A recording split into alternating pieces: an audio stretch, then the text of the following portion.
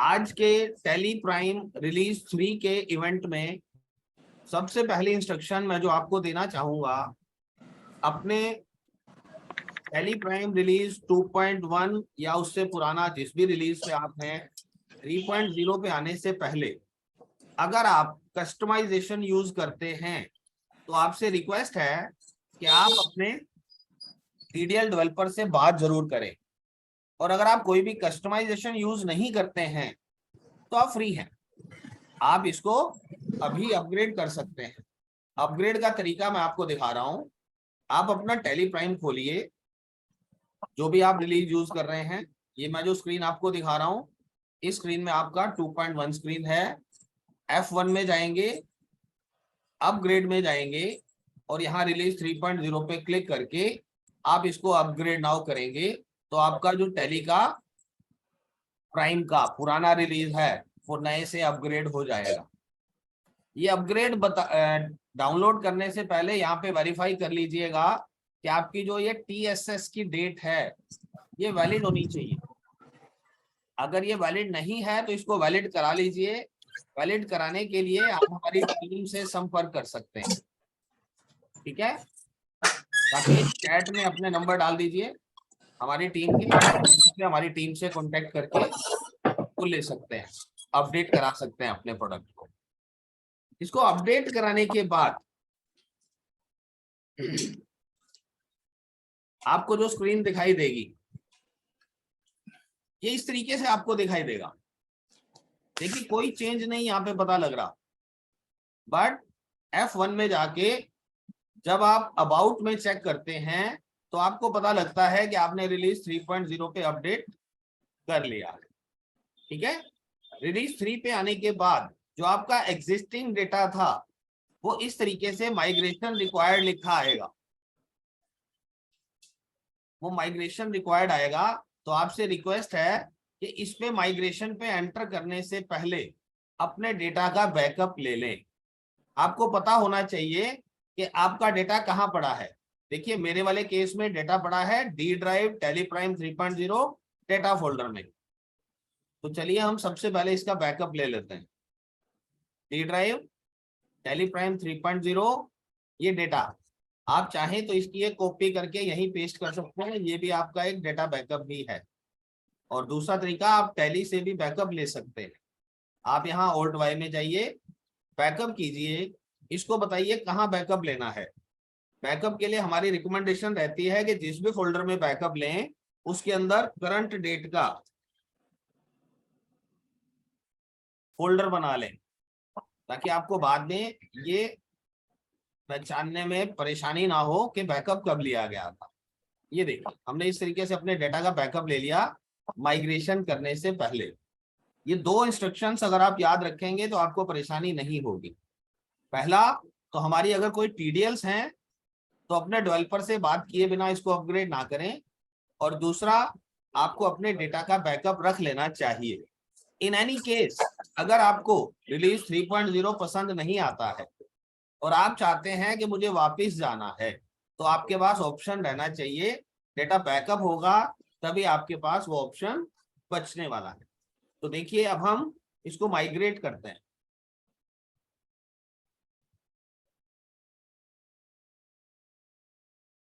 ये यहाँ पे हमें ऑप्शन दे रहा है कि क्या मैं बैकअप लूं।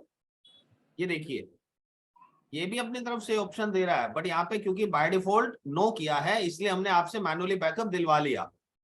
अगर आप यहाँ से भी बैकअप लेना चाहते हैं तो यहाँ कॉन्फ़िगर कर लीजिए और यहाँ पे ऑप्शन को यस कर दीजिए, ठीक है। तो इस तरीके से ये आपका बैकअप ले लेगा। ओके चलिए अब हम माइग्रेट पे क्लिक करते हैं और ये डेटा माइग्रेशन कर दिया। इस डेटा को जब आप खोल रहे हैं तो देखिए माइग्रेशन की स्पीड काफी फास्ट रखी गई है। थोड़ा समय लग सकता है डिपेंडिंग अपॉन कि आपका डेटा कितना बड़ा है, कितने वाउचर्स हैं आपके डेटा में और कितने मास्टर्स हैं। हमारे डाटा में इस समय पे लगभग 6000 एंट्रीज हैं। तो आप ये एक्सपीरियंस लीजिए कि 6000 एंट्रीज का डेटा अगर माइग्रेट होने में इतनी देर लग रही है तो आप अपने डेटा का साइज पहले चेक कर लीजिए। मैं आपको पैरेलली आपकी टेली चला के जब तक ये माइग्रेट होता है मैं आपको डेटा का साइज चेक करना बता देता हूं कि आप कैसे चेक कर सकते हैं। आप अपना टेली प्राइम 2.1 खोल लीजिए।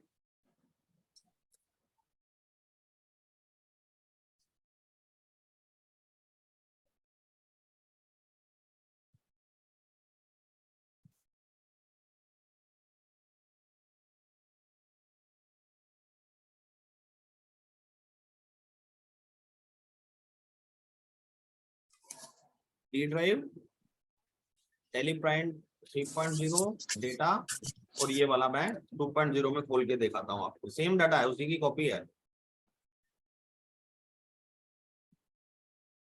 यहाँ आप डीएसएस करके अपना ये डेटा का साइज चेक कर सकते हैं।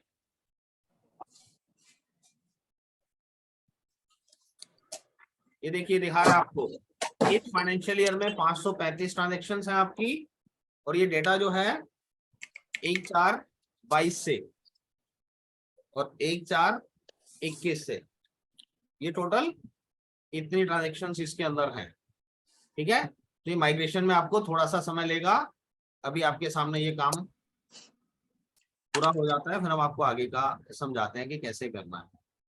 ये देखिए, 5700 में से 3600-3700 एंट्रीज कन्वर्ट हो भी चुके हैं। बाकी आप में से कोई बताना चाहेगा, अभी आपने डाउनलोड किया है सॉफ्टवेयर?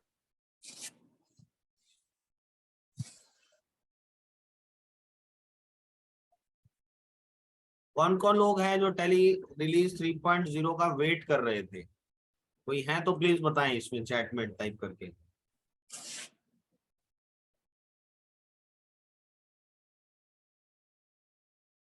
हेमराज जी इंतजार में थे 3.0 के, वेरी गुड। और कोई भी नहीं? मेहता जी, गुड। आईफोन, आईफोन आपका नाम जानना चाहेंगे हम। रेडमी का नाम भी हमें नहीं पता लग रहा, वीवो का नाम भी नहीं पता लग रहा। प्लीज अपने आप को रीनेम कर लीजिए ताकि आपकी पहचान बनी रहे। वीवो, विनोद कुमार, कहां से, कौन सी कंपनी से?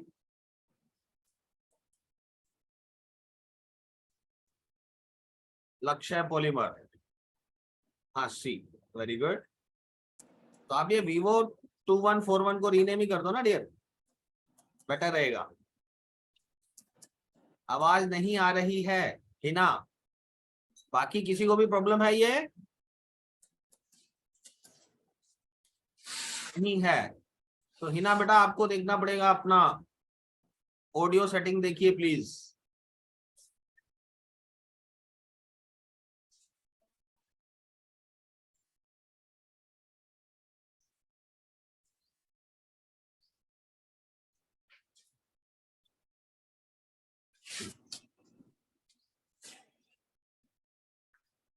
ये देखिए, अब डेटा हमारा माइग्रेट होने पे ही है लगभग।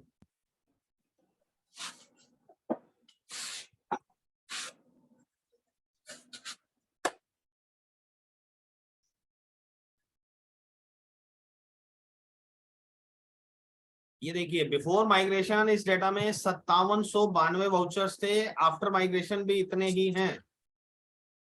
बट जो मास्टर्स हैं वो जितने थे उससे एक ज्यादा मास्टर मिलेगा आपको। ये देखिए, उसका रीजन नीचे लिखा गया है। Separate GST registration master applicable from this release is added to the total master count. ठीक है, क्योंकि इसके अंदर हमें मल्टीपल जीएसटी मेंटेन करने हैं, तो एक जीएसटी रजिस्ट्रेशन मास्टर इसके अंदर एक्स्ट्रा मिलेगा आपको। जितने मास्टर आपके थे 3822, उसकी बजाय आपको मिले हैं 3823। ये होने के बाद जैसे ही आप एस्केप करेंगे, आपका ये डेटा आप ओपन करने लायक है। ये लीजिए, ये मेरा डेटा इस समय पे टेली रिलीज 3.0 में खुल गया है। एक बारी मैं इस डेटा को शट करके आपको कुछ दिखाना चाह रहा हूं। ये देखिए, यहां आपकी जो कंपनी पहले थी वो वाली कंपनी को 5 अंक होते थे, अब ये 6 अंक हो गए हैं। चलिए डाटा फोल्डर में चल के देखते हैं क्या हुआ।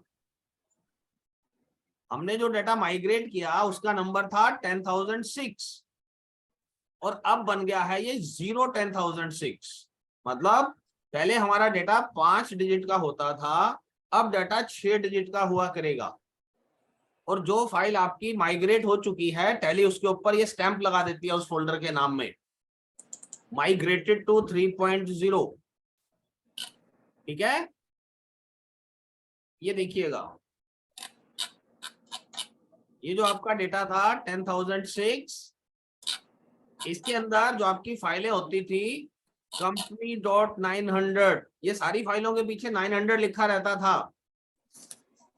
अभी क्या हो गया, ये जो 6 अंकों का फोल्डर बना है, इसमें आपके डाटा के पीछे 900 की जगह 1800 लिखा रहेगा।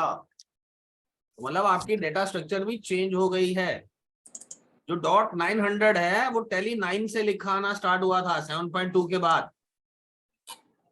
Tally 9, Tally ERP 9, Tally prime, इन सभी के अंदर 5 डिजिट फोल्डर थे और उसके अंदर .900 लिखा आता था फाइल के नाम के पीछे। अब ये डाटा 6 अंकों का हो गया है और इसमें .1800 लिखा आएगा। और साथ में अगर आप डेटा का साइज कंपेयर करें तो डेटा साइज थोड़ा बढ़ा हुआ मिलेगा आपको। पहले देखिए ये डाटा का साइज था 28 MB, 28.6 MB का डेटा था मेरा, इसके अंदर 21, 22, 22, 23, 23, 24 का डाटा मेरा चल रहा है। और ये डाटा जब कन्वर्ट होके रिलीज 3 में आया है तो ये साइज बढ़ गया है, 67.8 MB हो गया है। ओके, ये छोटी छोटी चीजें हैं जो आपको हेल्पफुल रहेंगी कुछ भी प्लानिंग करने में। चलिए अब आगे बढ़ते हैं हम। ये मैं मेरा पासवर्ड डाल रहा हूं। अब यहाँ देखने में मुझे यहाँ पे कोई भी चेंज नहीं दिखाई दे रहा है। ओके, अब वो चेंज फील करने के लिए मुझे सबसे पहले F11 दबाना पड़ेगा। F11 के अंदर आप देखेंगे तो आपको यहाँ इसके नीचे कुछ ऑप्शन फालतू मिल गई। ये ऑप्शन पहले नहीं थी आपके पास, और उसके साथ ये ऑप्शन फालतू आई है। आप अपनी टैली से QR कोड भी जनरेट कर पाएंगे। अगर किसी से पेमेंट कलेक्ट करने के लिए उसको QR कोड भेजना है तो वो भेजा जा सकता है। इस पॉइंट पे हम आएंगे। पहले हम बात कर लेते हैं मल्टीपल GST की। मल्टीपल GST किन की रिक्वायरमेंट है? सभी को नहीं चाहिए मल्टीपल GST। ये सिर्फ उन लोगों को रिक्वायर्ड है जिनकी एक स्टेट से ज्यादा स्टेट्स के अंदर GST रजिस्ट्रेशंस हैं। जिन लोगों की मल्टीपल ब्रांचेस हैं अलग अलग स्टेट्स में, ये ऑप्शन उनको बेनिफिट देगा। ये देखिए यहाँ पे आपने अपना सिलेक्ट किया कि आप कौन से डीलर हैं। रिलीज 2.1 तक आपके पास सिर्फ ये 2 ही ऑप्शन आते थे, रेगुलर और कंपोजिशन। अभी यहाँ पे रेगुलर SEZ क्या होता है? Special economic zone. आप यहाँ सिलेक्ट करते हैं कि आप रेगुलर डीलर हैं। ठीक है, अब अपना GST नंबर डालते हैं। आपकी पीरियोडिसिटी कैसी है रिटर्न फाइल करने की? GSTR1 क्वार्टरली भी जाता है, मंथली भी जाता है। आप यहाँ से ऑप्शन सिलेक्ट करते हैं और जिसपे इनवॉइसिंग ईवे बिल एप्लीकेबल है वो कर सकते हैं। हमारे ट्रेड में नहीं है तो इसलिए हमने नो रखा हुआ है।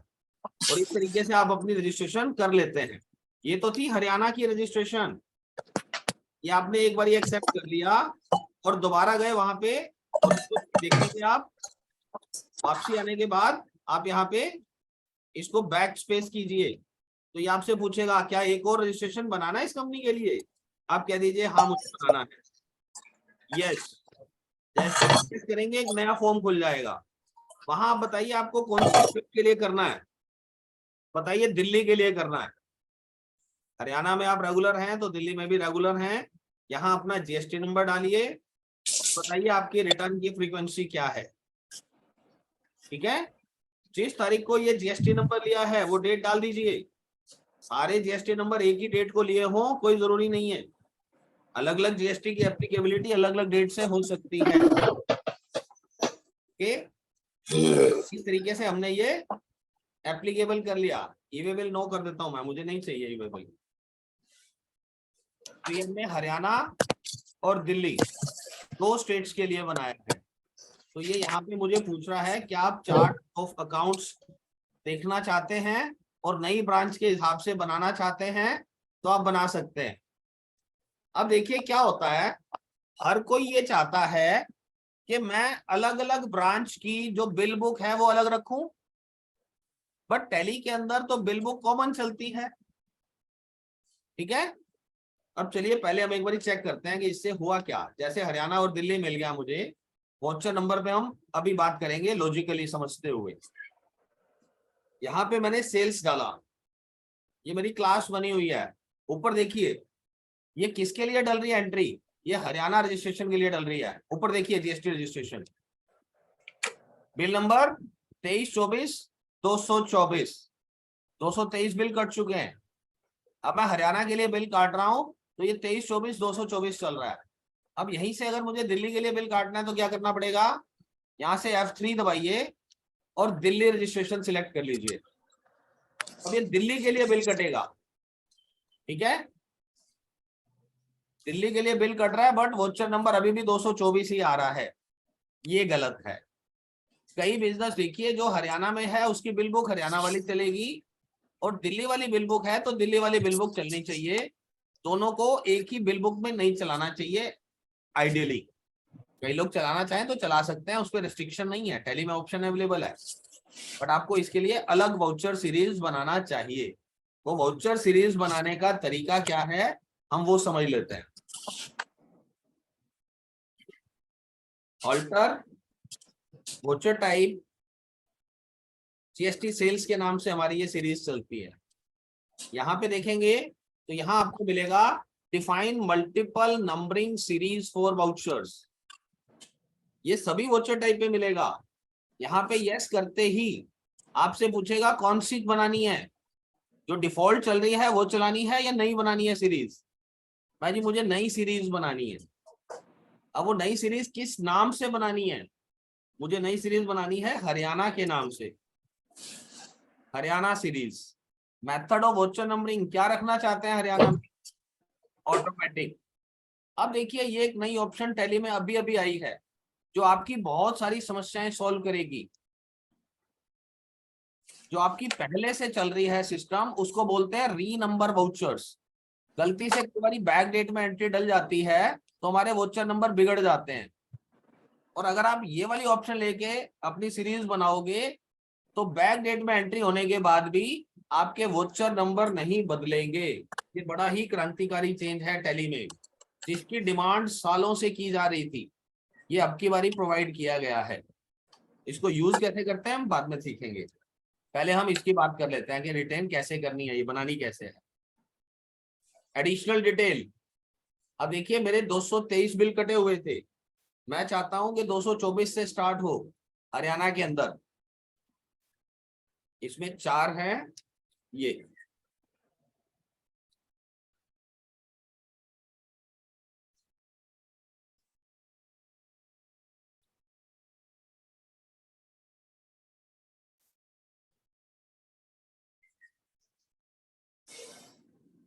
तेईस 24 हरियाणा की सीरीज है तो मैं HR लिख देता हूँ, इसके आगे डैश लगा देते हैं। ये इस तरीके से मेरी हरियाणा सीरीज बन गई। अब मुझे एक दिल्ली सीरीज बनानी है तो यहाँ पे दिल्ली सीरीज भी लिख देते हैं, दिल्ली सीरीज। इसमें भी ऑटोमेटिक चाहिए, रिटेन ओरिजिनल चाहिए। यहाँ पे मुझे 1 से चाहिए 4, यस क्योंकि दिल्ली की बिलिंग मेरी अब स्टार्ट हो रही है तो 1 से चाहिए मुझे 1/4 2324 बटा में DL डैश। ये इस तरीके से हमने 2 वाउचर सीरीज बना लिए हैं। ठीक है,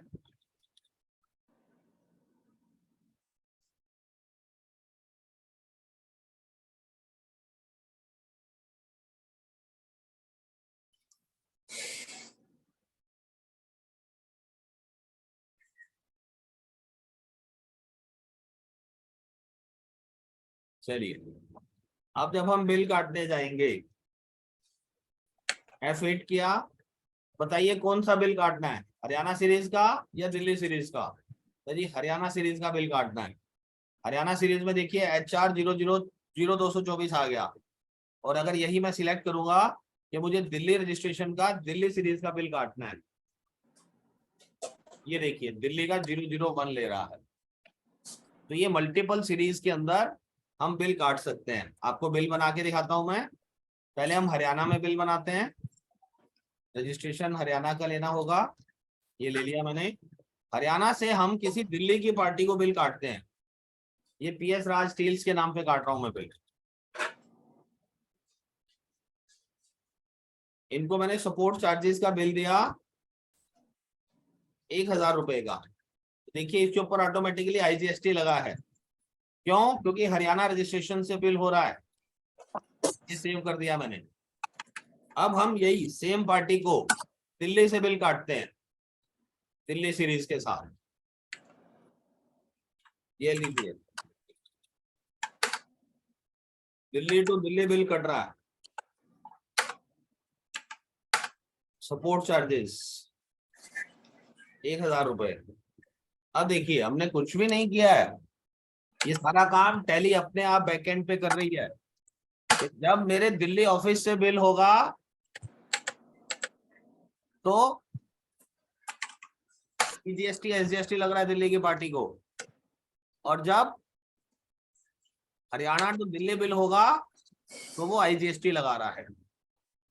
और ये सिर्फ ऐसा नहीं है कि सिर्फ वोचर में हुआ है, अब इसको हम रिटर्न में भी जाके चेक करेंगे। GSTR1 ये हमने जून में एंट्रीज डाली हैं, तो जून की रिटर्न खोल के देखना पड़ेगा।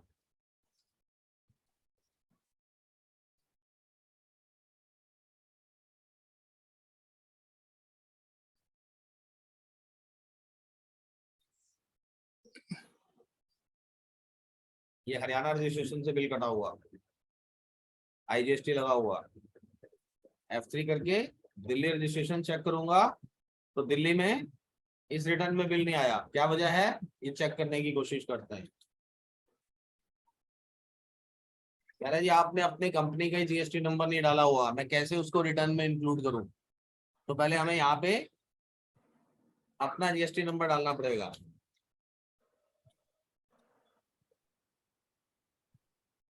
ये देखो, इसको पता है ये फर्जी GST नंबर डालने की कोशिश की जा रही है।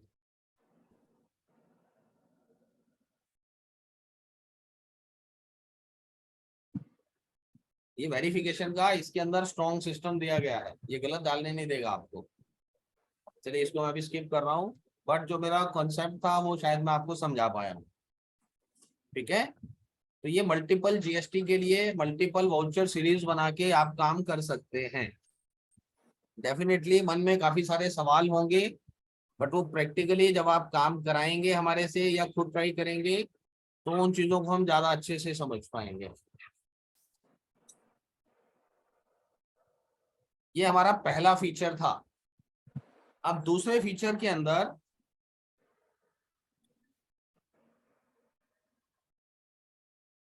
जो यहाँ पे देखिए कि नई ऑप्शन आपके लिए आई है, अप्लाई फिल्टर। पहले हम लोग अप्लाई फिल्टर ऑप्शन को यूज करते थे F12 के साथ यूज करके, Alt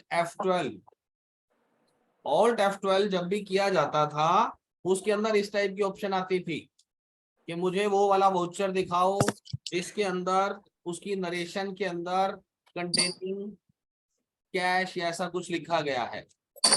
तो वो सिर्फ वही एंट्रीज हमें ढूंढ के लाके बता देता था, बट उसके लिए हमें काफी मशक्कत करनी पड़ती थी। अब देखिए, अब इसको सिंपल कैसे कर दिया है टैली ने। अब आपको कुछ नहीं करना, जैसे आप वर्ड एक्सेल के अंदर कुछ फाइंड करना होता है तो क्या करते हो, कंट्रोल F। तो यहाँ पे भी अप्लाई फिल्टर के लिए कंट्रोल F का शॉर्टकट दिया गया है। कंट्रोल F करो और सिर्फ ये बता दो कि आप क्या ढूंढ रहे हो। आपने कहा मैं वाउचर के अंदर कैश ढूंढ रहा हूं, अब इसने ये ढूंढ के ला दिया आपको कि हाँ इसमें कैश लिखा है कहीं ना कहीं। वो कहाँ लिखा है उसके लिए फिल्टर डिटेल्स दिए गए हैं। ऑल्ट F है इसका शॉर्टकट। जो वाउचर आपका सिलेक्टेड है उस पे आप ऑल्ट F दबाइए, ये आपको बताएगा कि यहाँ पे F कहाँ लिखा है, ये कैश कहाँ लिखा है। ये लिखा गया है नरेशन में कैश विड्रॉल। अगले वाउचर में कैश कहाँ लिखा है, ऑल्ट F कीजिए, यहाँ भी नरेशन में लिखा है।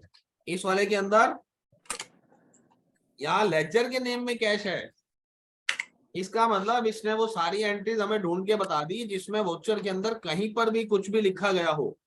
ये देखिए कैश, ये देखिए यहाँ पे नरेशन में है, ऊपर कुछ लेजर्स के अंदर था। ठीक है, ये काफी इजी हो गया हमारी करीबन करीबन 550 एंट्रीज के अंदर से इसने ढूंढ के मुझे वो एंट्रीज दे दी जो मैं चाह रहा था। अब इसमें से आप एक काम और कीजिए, ये पावर टैग, ये पावर टैग के अंदर हम एक मोटर व्हीकल नंबर लिख देते हैं HR20H2001। प्लीज म्यूट कर लीजिए। और ये व्हाट्सएप डाल दूंगा आपके पास।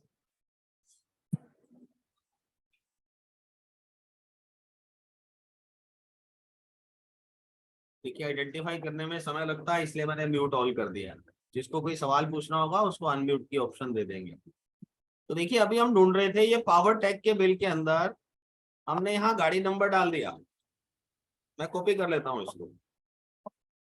अब किसी और वाउचर के अंदर जाके यही सेम चीज किसी और फील्ड में डाल दीजिए।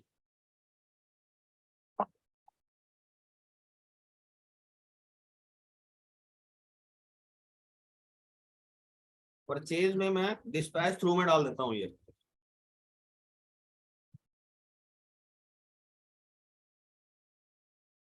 तो किसी और सेल के बिल में नरेशन में लिख देता हूँ यही सेम चीज। ये हमने रैंडम चीजों में लिख दिया। अब हम करेंगे, टेबुक खोलिए, F2 करके ब्लैंक कर लीजिए, सारे साल का टेबुक खुल जाएगा। कंट्रोल F कीजिए और कहिए कि मुझे ये नंबर देखना है कहाँ कहाँ पर आया है, या इस गाड़ी में आज तक मेरा कौन कौन सा माल गया है। ये एंटर करते ही आपको वो वाउचर्स ढूंढ के ला दिए इसने।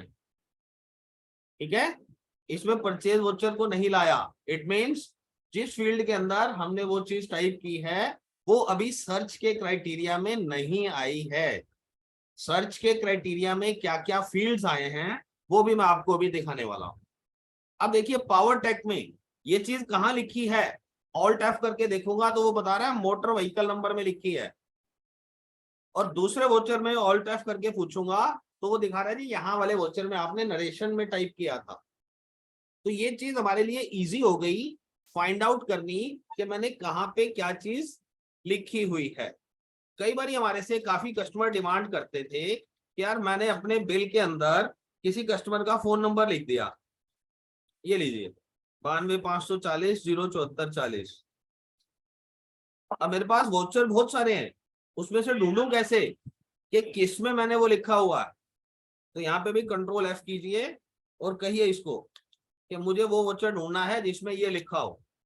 एंटर कीजिए, ये बताएगा लिखा है। कहाँ लिखा है, पार्टी के एड्रेस में लिखा है। तो ये चीज भी काफी सारे लोगों के लिए हेल्पफुल साबित होने वाली है। कई बार हम पार्टी का नाम भूल जाते हैं, किस नाम से बिल काटा था, बट उसके एड्रेस की कोई भी चीज हमें याद रह जाती है तो हम उस हिसाब से भी इन चीजों को सर्च आउट कर सकते हैं। ये देखिए कंट्रोल F में अभी तक हम जो चीजें सर्च कर रहे हैं वो वाउचर के हिसाब से सर्च कर रहे हैं। अब देखिए यहाँ पे हमारे पास एडवांस फिल्टर दिया गया। एडवांस फिल्टर में देखिए बाय डिफॉल्ट सेटिंग ये बता रहा है कि आपकी सेटिंग हुई है किसी भी फील्ड में से कुछ भी मिल जाए उसको ढूंढ के ले आओ। तो हम किसी भी फील्ड की बजाय अगर यहाँ पे जाएं तो यहाँ हमें देखने को मिलता है कि टैली के अंदर करीब करीब ये देखिए 105 तो नीचे ऑप्शंस हैं, ये कुछ 20-30 ऊपर भी होंगी। तो पहले जो सर्च का क्राइटेरिया सिर्फ और सिर्फ 20 या 25 फील्ड्स पे काम करता था, आज वो क्राइटेरिया 100-125 ऑप्शंस के ऊपर काम करता है। इनमें से किसी भी ऑप्शन के ऊपर आप उन चीजों को सर्च कर सकते हैं। ठीक है, अब देखिए अब आपको ये चाहिए कि मेरे जो जितने भी बिल कटे हैं आज तक उन बिलों के अंदर से जिस भी बिल नंबर की जो सीरीज है वो दिल्ली वाली यूज की गई है, मुझे सिर्फ वो वाले बिल दिखाओ। क्योंकि अगर आप इस सेल्स को DSS करके GST सेल्स में से जाके देखोगे तो भी सारी इकट्ठी दिखाई दे रही है। मुझे सिर्फ ये फिल्टर करना है कि हरियाणा वाली कितनी है और दिल्ली वाली कितनी है। तो उसके लिए मुझे क्या करना पड़ेगा, मैं अपनी डे बुक में गया, इस तरीके से कंट्रोल F किया। इसमें तो सिंपल ऑप्शन है, यहां मैं कह रहा हूं एडवांस फिल्टर। मुझे वाउचर सीरीज जिसके अंदर DL लिखा गया हो, मुझे सिर्फ वो वाले वाउचर दिखाए जाएं।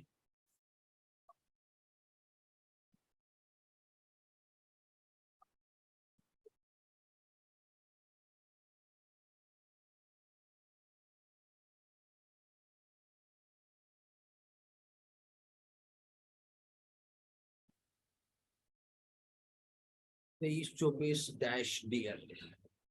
चलिए इस तरीके से भी मिल गया हमारे को, उस तरीके से भी जाके देखते हैं हम। कंट्रोल F7,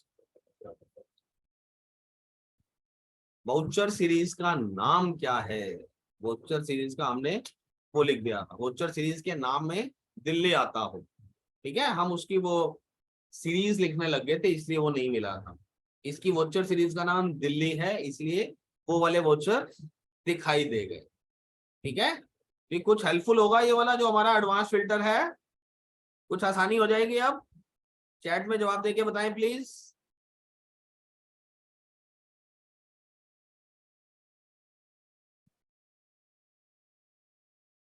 कुछ लोगों की कंप्लेंट है कि उनको वॉइस नहीं आ रही है, सभी लोग देख पा रहे हैं?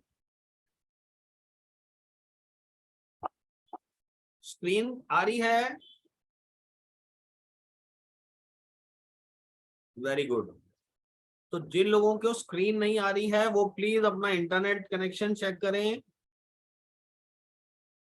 अब मैंने आपको एक वोचर सीरीज बनाना बताया था सेल्स में, उसमें हमने क्या किया था, हम ऑल्टर में गए थे, वोचर टाइप में गए थे, GST सेल सिलेक्ट किया था, और यहां से हमने जाके मल्टीपल वोचर सीरीज क्रिएट की थी, याद है आपको?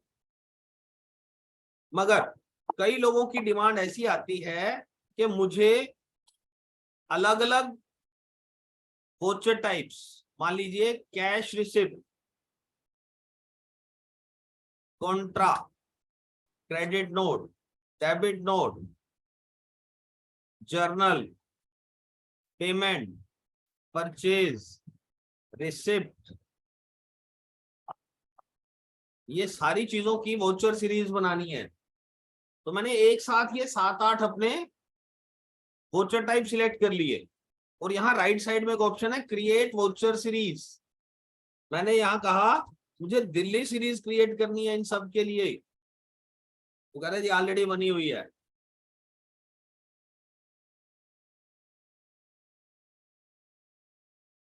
दिल्ली सीरीज ऑटोमेटिक, ये किया, ये किया। इसमें सबके ऊपर हम एक कॉमन वो चलाना चाह रहे हैं, एक चार्ट एक नंबर से चलाएंगे। एक चार्ट से हम चाहते हैं कि 23-24 लिखा हुआ आए, और क्योंकि दिल्ली की सीरीज बन रही है उसमें DL लिखा हुआ आना चाहिए। ये 8 वोचर टाइप्स के लिए सीरीज बन गई एक ही बारी में। कैसे वेरीफाई करें, चलिए कैश रिसिप्ट में चलते हैं, यहां जाके देखिए ये दिल्ली सीरीज बन गया इसमें, ठीक है। कैश रिसिप्ट के साथ हमने क्रेडिट नोट के लिए भी बनाया था, तो यहाँ जाके वेरीफाई कीजिए, यहाँ भी दिल्ली सीरीज बन चुका है। तो एक एक वोचर टाइप पे जाके वो सीरीज क्रिएट करने की बजाय आप एक साथ मल्टीपल वोचर सीरीज भी बना सकते हैं, है ना जबरदस्त। सिंप्लिसिटी का नया अवतार, टैली वाले सही बोल रहे हैं इसको।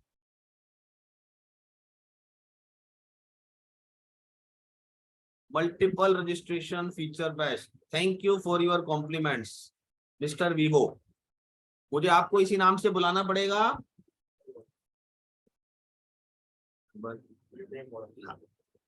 ये ठीक है। चलिए अब हम चलते हैं अपनी पुराने जो वोचर एंट्री डली हुई है, एक बार उस सीरीज को देख लेते हैं। Retain original voucher number behaviour, yes. GST series के ऊपर इसको यस किया गया। इस यस का क्या बेनिफिट है, हम देखते हैं। हमारा जो सेल रजिस्टर बना हुआ है, display account book cell register, इस सेल रजिस्टर के अंदर हमने देखिए 5 जून को हमारे बिल कटे हुए हैं, ये 8 और 9, ठीक है जी।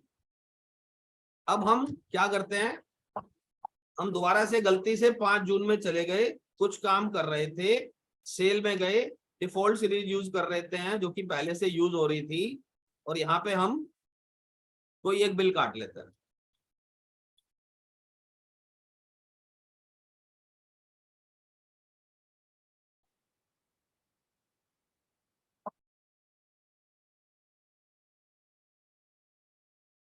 पांच जून में बिल काट रहा हूं, बिल नंबर क्या मिल रहा है, 0225।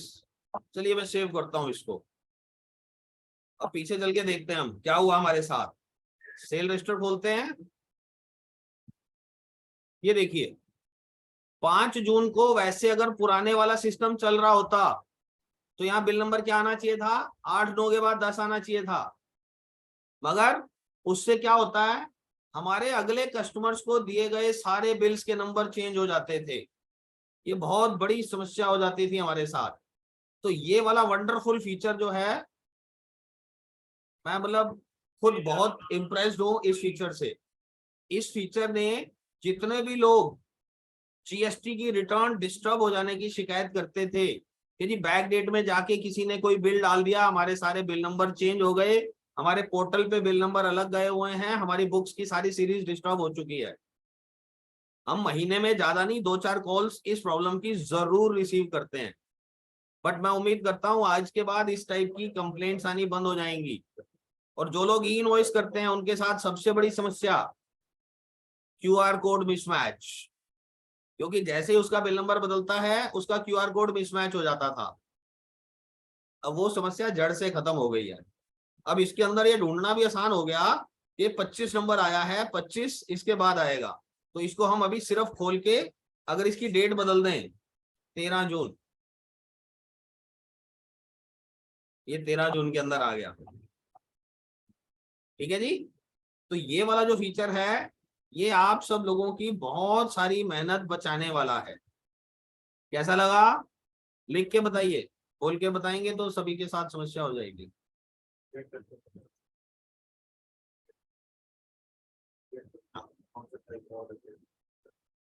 प्लीज अगेन बताना, ऑसम, प्लीज अगेन बताएं, प्लीज रिपीट। चलिए, जनता की पुरजोर मांग पर ये वाला फीचर हम दोबारा से बताते हैं, ठीक है। अभी हम काम करते करते मान लीजिए कोई काम हम 1 अप्रैल में देख रहे थे, ये डे बुक में देख रहा था 1 अप्रैल की, और यहीं से ही मैं गया, कोई सेल की एंट्री आ गई या रिसिप्ट की एंट्री आ गई, मैंने यहीं पे जाके रिसिप्ट डिफॉल्ट सीरीज, इसके अंदर मैंने जाके रिसिप्ट डाल दी।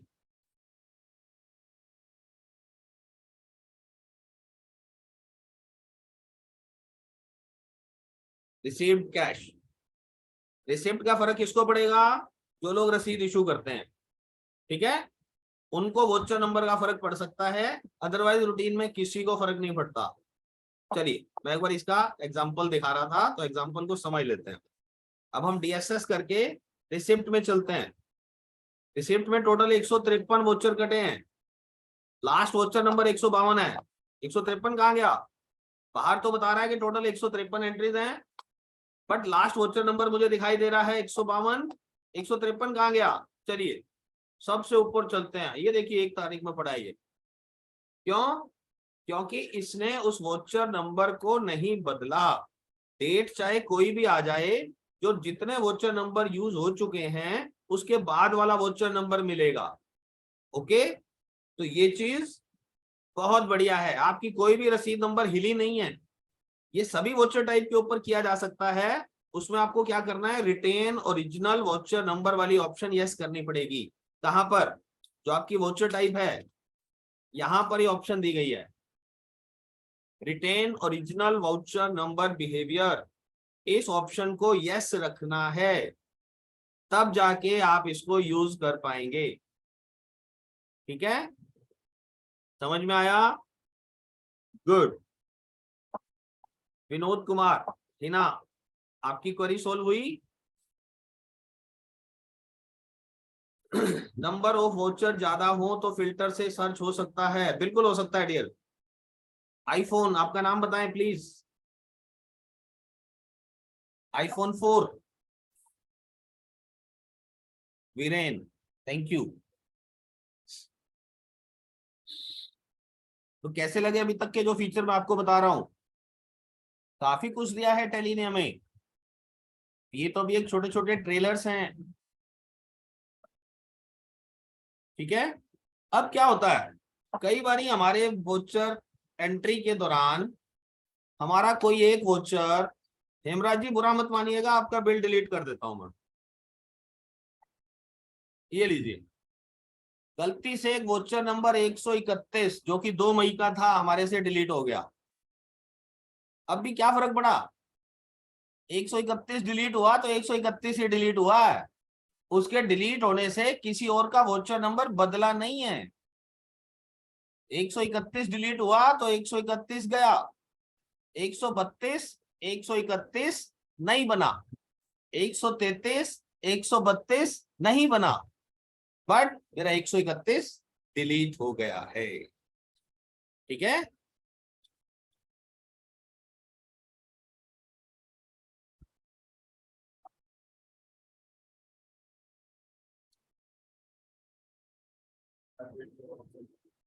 हम्म।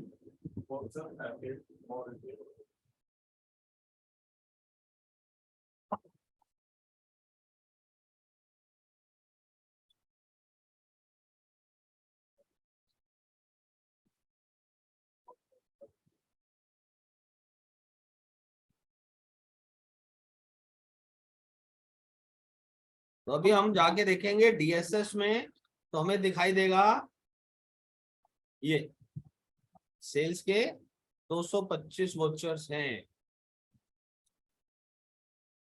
131 इसमें से गायब हो गया है।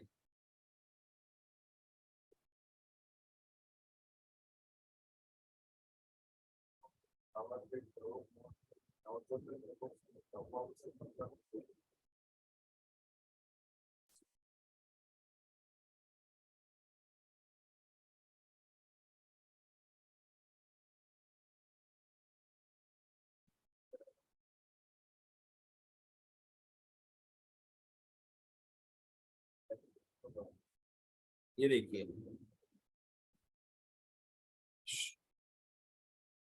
इससे पहले वाला वोचर नंबर 2 तारीख का 130 था, और ये आप देख पाएंगे कि कौन कौन से वोचर नंबर अनयूज्ड हैं, जो डिलीट किए जा चुके हैं। आप दोबारा यूज करना चाहें तो दोबारा यूज कर सकते हैं। ये मैंने 131 सिलेक्ट किया, तो मैं इस वोचर नंबर को दोबारा यूज करना चाहूं तो कर सकता हूं, ठीक है। चलिए, अभी तक हमने टैली के 3 फीचर देख लिए हैं। एक तो हमने देखा multiple GST number, multiple GST series के लिए अलग अलग वोचर सीरीज यूज हो जाएं एक सिंगल वोचर टाइप के अंदर। मेरी वोचर टाइप तो है जीएसटी सेल्स, अब उसी के अंदर मल्टीपल बिल सीरीज चल रही हैं, दिल्ली के लिए अलग, हरियाणा के लिए अलग, ठीक है।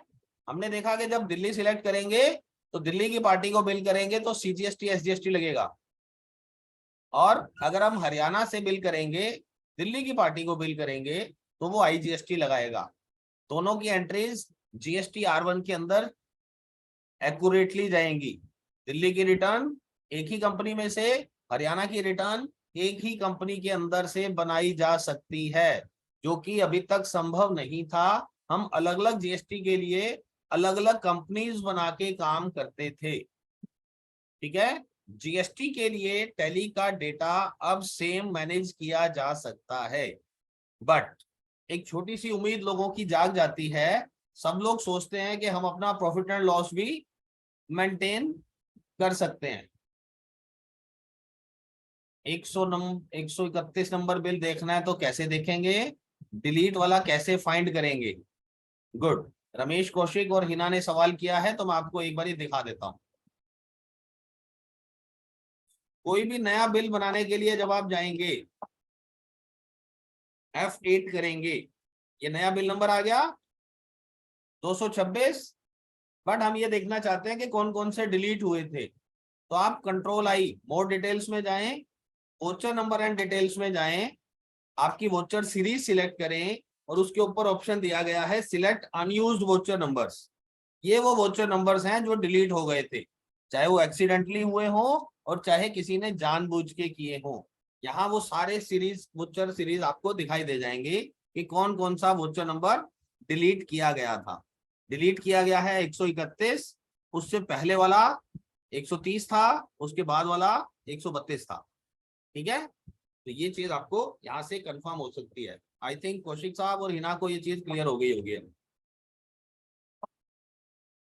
चलिए सर, अब मामला पैसे बटोरने का। मुझे नहीं बटोरना है आपसे, अभी आपको कैसे लेने हैं अपने कस्टमर से, मैं वो सिखाने वाला हूं। देखिए F11 कंपनी फीचर्स के अंदर आपको यहाँ एक ऑप्शन दिया गया है, enable payment request to share payment link oblique QR code. तो आप कैसे ये QR कोड और पेमेंट लिंक जनरेट कर सकते हैं। हम यहाँ पे जैसे ही यस करेंगे वो आपसे पूछेगा बताओ आपको अपनी कौन सी प्रोफाइल बनानी है। पेमेंट कलेक्शन के बहुत सारे तरीके हैं जो कि हम डिजिटल मोड में पेमेंट कलेक्ट कर सकते हैं। एक तो हम यूपीआई यूज कर सकते हैं, यूपीआई बहुत पॉपुलर हो गया आज की डेट में।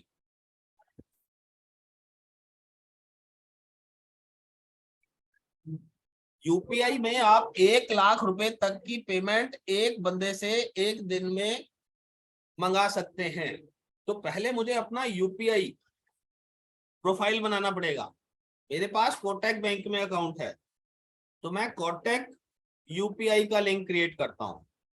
अब वो कह रहा है कैसे बनाओगे। अभी टैली यूपीआई और ये दो पेयू और रेजर पे नाम के जो पेमेंट गेटवे हैं इनके साथ टाई अप हुआ है। ठीक है, इनके साथ एसोसिएट करना पड़ेगा। देखिए यूपीआई तो हमें अकाउंट खोलते ही बैंक से मिल जाता है और यूपीआई के ऊपर पेमेंट कलेक्शन के कोई चार्जेस भी नहीं है। परंतु अगर आप किसी प्राइवेट ऑपरेटर के साथ पेमेंट गेटवे पे रजिस्टर करा के अपना अकाउंट ओपन करवा लेते हैं तो वो उनकी टर्म्स एंड कंडीशन उनकी अप्लाई होंगी। टैली सिर्फ इंटीग्रेशन दे रहा है रेजर पे के साथ। टैली रेजर पे का कोई डीलरशिप लेके नहीं बैठा है। टैली पेयू के साथ किसी तरीके से एसोसिएटेड नहीं है फाइनेंशियली। हम सिर्फ एक फैसिलिटी दे रहे हैं अपने कस्टमर्स को कि वो ऑनलाइन प्लेटफॉर्म से अपनी पेमेंट कलेक्ट कर सकें। उस केस में पेयू या रेजर पे के जो भी चार्जेस बनते हैं वो आपको पे करने होंगे, या वो आपकी जो पेमेंट कलेक्ट करके देंगे उसमें से डिडक्ट करके बाकी अमाउंट ही आपके अकाउंट में ट्रांसफर करेंगे। इसके लिए आपको पेयू और रेजर पे के साथ टाई अप करना पड़ेगा अलग से। उसमें आपको फैसिलिटी क्या मिल जाती है, रेजर पे और पेयू आपने बहुत सारी ऑनलाइन वेबसाइट्स के ऊपर शॉपिंग की होगी जहां पे आपको ये ऑप्शन मिलती है कि हाँ पेयू से आप पेमेंट कर सकते हैं। तो वो आपको n नंबर ऑफ ऑप्शन देता है। आप किसी से पेटीएम, गूगल पे, उसका debit card, credit card, RuPay card या यूपीआई किसी भी तरीके से पैसे मंगा सकते हो। ठीक है, तो ये मल्टीपल ऑप्शंस उस कस्टमर के पास रहेंगी कि वो किस मोड से पेमेंट करना चाहता है। उसके लिए आपको पेयू रेजर पे से अपने आप को जोड़ना पड़ेगा, अपना मर्चेंट अकाउंट खुलवाना पड़ेगा। यूपीआई अकाउंट आपका बैंक आपको बना के देता है। मैं मेरा यूपीआई अकाउंट के साथ लिंक करके आपको दिखा रहा हूं अभी फिलहाल। कॉन्टैक्ट यूपीआई मैंने नाम रखा है इसका, ये नाम रखना हमारी चॉइस है, मैं अपने मर्जी से ये नाम रख सकता हूँ। ये कॉन्टैक्ट यूपीआई लिखा और बताया कि मैं यूपीआई पेमेंट कलेक्ट करना चाहता हूँ। मेरी यूपीआई आईडी मैंने यहाँ पे टाइप की, ये आपका बैंक आपको प्रोवाइड करता है, संयम कंसल्टेंट्स @कोटक। अगर इसके ऊपर आप पेमेंट करेंगे तो डायरेक्टली मेरे अकाउंट में ही आएगी। ये कॉन्टैक्ट ने मुझे दिया है, मेरा बैंक अकाउंट किस नाम से, संयम कंसल्टेंट के नाम से। ठीक है, अब ये आस्क एवरी टाइम कि हर बार ये पूछे QR कोड जनरेट करते समय या ना पूछे, मैं कह रहा हूँ हर बार पूछ लो कोई बात नहीं। अब ये वाली मेरी एक कोटक यूपीआई की ऑप्शन बन गई है। अगर आप मल्टीपल ऑप्शन क्रिएट करना चाहते हैं तो आप नीचे यहाँ पे आएंगे और यहाँ से फिर यस करेंगे और यहाँ पे आप इसको बताइए कि आप पेयू के साथ बनाना चाहते हैं। पेयू में आपने कहा कि मैं पेयू के साथ बनाना चाहता हूं, ये है नहीं, मैं फर्जी लिख के दिखा रहा हूं आपको। ये मुझे अपना अकाउंट खोलना पड़ेगा और ये पूछ रहा है जो लिंक आप जनरेट करके भेजोगे वो कितने दिन तक वैलिड होना चाहिए। उसकी एप्लीकेबिलिटी आप 1 साल रख सकते हैं, कोई इशू नहीं है। ये 365 दिन दे दिया और ये मैंने ऑप्शन सेव कर दिया। ये कहाँ हो रहा था? F11 में हो रहा था। F11 में ये लास्ट ऑप्शन में यहाँ पे जाके हो रहा था। ये देखिए यहाँ यस करने से इसने ये प्रोफाइल्स पूछी थी। ये 2 प्रोफाइल मैंने बना ली है, हम चाहे तो मल्टीपल भी बना सकते हैं। अभी टैली का टाई अप पेयू और रेजर पे के साथ है। आने वाले टाइम में और गेटवेज जो ज्यादा पॉपुलर हैं उनसे भी बातचीत चल रही है, हो सकता है उनके लिए भी सोल्यूशन आपको प्रोवाइड कर दिया जाए। इस केस में करना क्या होगा, ये आपके जो बिल हैं, ये मान लीजिए पावर टेक का बिल बना है 4248 का, ये मैंने बिल सिलेक्ट कर लिया। एक्सचेंज में जाके जनरेट पेमेंट लिंक, कौन से बिल का? जो करंटली सिलेक्टेड है उसका, करंट। तो देखिए इसने ऑटोमेटिकली पार्टी का नाम उठा लिया, उसका बिल नंबर उठा लिया, ठीक है, और उसका अमाउंट भी उठा लिया है। ओके, ये आपने इसका क्यूआर कोड जनरेट करने के लिए ऑप्शन दी। वो पूछ रहा है क्या इसका क्यूआर कोड सिलेक्ट कर दूं? यस, ये उसका क्यूआर कोड सिलेक्ट हो गया। अब ये सिलेक्ट होने के बाद इस बिल के अंदर ही सेव हो गया है। इस बिल को खोल के प्रिंट करके देखिए आप, प्रिंट प्रीव्यू के अंदर आपको ये क्यूआर कोड दिखाई देगा। और इस क्यूआर कोड को अभी आपके सामने ऑनलाइन है, अपना मोबाइल निकालिए और इसको स्कैन करके देखिए। उसमें ऑटोमेटिकली संयम कंसल्टेंट्स @कोटक यूपीआई आ जाएगी और 4248 रुपए भरे हुए आ जाएंगे उसके अंदर। आपका कस्टमर इस कोड को स्कैन करके आपको पेमेंट कर सकता है। इससे ज्यादा और क्या आसानी चाहिए? पहले देखिए नीचे हमारा अकाउंट डिटेल लिखा होता था, तो कस्टमर बोलता था कि भाई साहब आपका अकाउंट ऐड कर लिया है, 24 घंटे में आपकी पेमेंट हो जाएगी। बट अब 24 सेकंड भी नहीं लगेंगे, अब वो तुरंत आपको पेमेंट दे सकता है। कैसा लगा ये फीचर? किसी ने स्कैन करके देखा अपने मोबाइल से?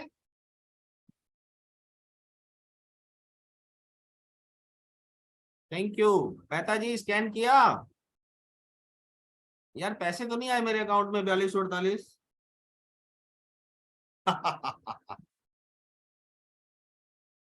Amount not paid. Thank you Mehta ji, आपकी कंफर्मेशन के लिए कि आपने इस फीचर को यूज करके देख लिया है। ठीक है, आप एक साथ मल्टीपल बिल्स का भी क्यूआर कोड जनरेट कर सकते हो। ये लीजिए, 1 2 3 4 5 6 7 8 9 10, मैंने 10 बिल सिलेक्ट कर लिए। एक्सचेंज में गया, जनरेट क्यूआर कोड, करंट, ये देखिए ये सभी का मल्टीपल जनरेट हो जाएगा। यस कीजिए, यस कीजिए, एक साथ 10 क्यूआर कोड जनरेट हो रहे हैं। अब ये हर एक का क्यूआर कोड अलग अलग है। क्यों अलग है? हम एक कोड भी तो दे सकते थे, ये अलग अलग दे रहे हैं। इसका एक बेनिफिट है, आपने अगर नोटिस किया हो तो उसके अंदर एक अमाउंट लिखा आ रहा है और उसके साथ साथ एक रेफरेंस आईडी लिखी आ रही है। अगर वो बंदा आपके इस क्यूआर कोड को स्कैन करके पेमेंट करेगा, चाहे वो पेटीएम से कर दे, चाहे वो किसी भी ऐप से कर दे, तो उस केस में जो उसके रिकॉर्ड्स के अंदर भी यही बिल नंबर लिखा जाएगा कि उसने संयम कंसल्टेंट्स को किस बिल के अगेंस्ट ये पेमेंट करी है। ये देखिए सभी का क्यूआर कोड इसमें सेव हो गया। हर एक क्यूआर कोड का अमाउंट अलग है, हर एक क्यूआर कोड की पार्टी अलग है, हर एक क्यूआर कोड के अंदर बिल का रेफरेंस नंबर अलग है। ये 10 नंबर बिल के लिए जनरेट हुआ है क्यूआर कोड, ये 4425 रुपए के लिए जनरेट हुआ है क्यूआर कोड, और जो अगला बिल है ये 12744 के लिए स्कैन हुआ है। आप चाहें तो चेक करके देख सकते हो, इसको स्कैन करके देखिए, वो अमाउंट 12744 ही उठाने वाला है। ऑटोमेटिकली प्रीफिल आएगा ये ऑप्शन, देख लिया आपने। फिल टाइम पे साथ ही प्रिंट कैसे हो QR? Very good question Hina sir, मुझे नेटवर्क में इशू लग रहा है। कोई बात नहीं बेटा, आप बाद में कभी ज्वाइन कर लीजिएगा। Amit ji thank you for your confirmation. ये आपने चेक कर लिया, ये 12744 का है। हिना, ये फीचर बार कोड मशीन पर देखा है। तो बेटा अब ये बार कोड मशीन का काम आपकी टैली में हमने इनबिल्ट कर दिया है। पैसे एक्स्ट्रा नहीं ले रहे हैं, सिर्फ टीएसएस वैलिड होना चाहिए। आपका टीएसएस वैलिड है तो आप ये ऑप्शन कर सकते हैं। ये पेमेंट के लिए बिल कस्टमर के पास भेज सकते हैं क्या? बिल्कुल सर, ये कस्टमर के लिए ही है, उसको बिल की कॉपी भेज दीजिए आप। गुड। अब देखिए, अब हम चाहते हैं कि जैसे ही मेरा बिल बने उसका क्यूआर कोड जनरेट हो जाए। ठीक है, यही चाह रहे थे ना अभी। ये लीजिए, ये आदर्श कंप्यूटर के नाम, हम हरियाणा से बिल काट रहे हैं।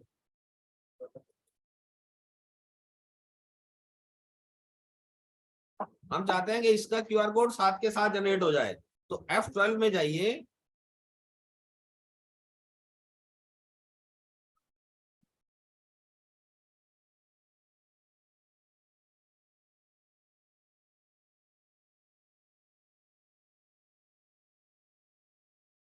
यहाँ पे F12 में नहीं, आपको वोचर टाइप के F12 में जाना पड़ेगा। Alter voucher type GST sales. ये देखिए, generate payment link after saving. जैसे प्रिंट की ऑप्शन थी वैसे क्यूआर कोड जनरेशन की ऑप्शन भी आ गई है यहाँ पर। ओके, जीएसटी सेल में जैसे ही बिल काटेंगे आप, चाहे किसी भी वोचर टाइप में काट लीजिए, वोचर सीरीज में काट लीजिए। दिल्ली के अंदर हमने बिल किया आधार हेल्थ इंस्टीट्यूट को, दिल्ली से बिलिंग हो रही है, तो दिल्ली से बिलिंग होगी तो हिसार वालों को, अरे हरियाणा रजिस्ट्रेशन सिलेक्टेड है ना, ये दिल्ली रजिस्ट्रेशन ले लेता हूँ मैं। ये आईजीएसटी लगने वाला है, पार्टी हिसार की थी ना। ये लीजिए और ये लीजिए। ये क्यूआर कोड दिखा नहीं आपको, बट जनरेट हो चुका है। यहाँ से उसको अनेबल करना पड़ेगा। Method link and QR code, show more bank details.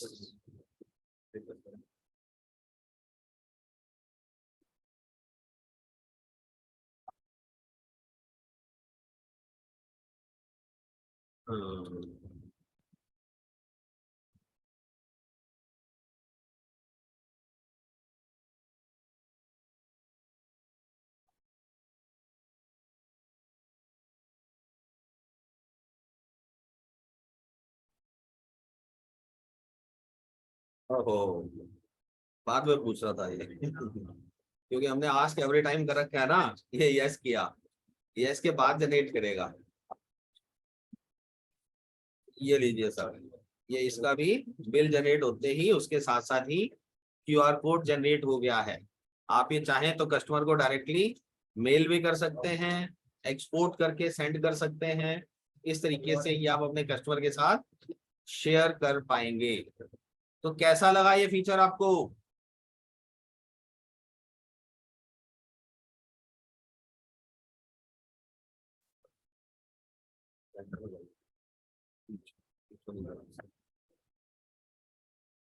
एक मिनट होल्ड करिए प्लीज।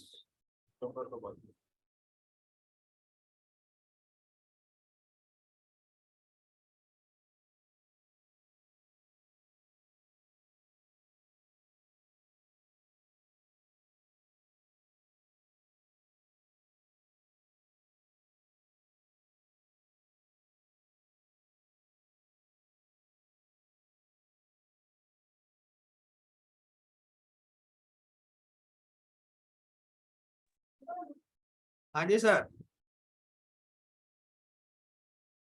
क्या ये बार कोड की कोई लिमिट है या कस्टमर कभी भी कर सकते हैं?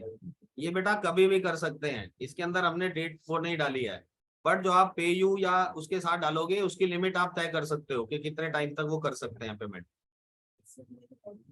क्या डिफॉल्ट सेट भी किया जा सकता है हर बिल के लिए? हाँ जी बेटा, ये हमने कर दिया है। आपने देखा होगा कि हमने वोचर टाइप में जाके जैसे प्रिंट आफ्टर सेविंग था वैसे ही क्यूआर एड आफ्टर सेविंग था, वो ऑप्शन उसके अंदर हमने दे दिए आपको। ठीक है।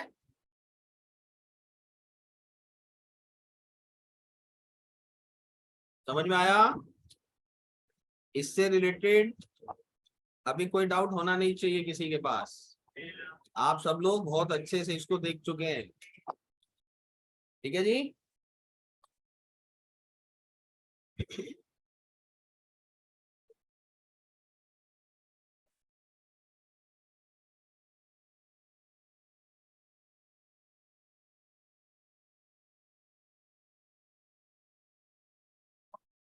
आप सब लोगों के धैर्य का बहुत बहुत धन्यवाद कि आप पिछले 1 घंटे से हमारे साथ जुड़े हैं और बड़ा ही धैर्य बना रखा है।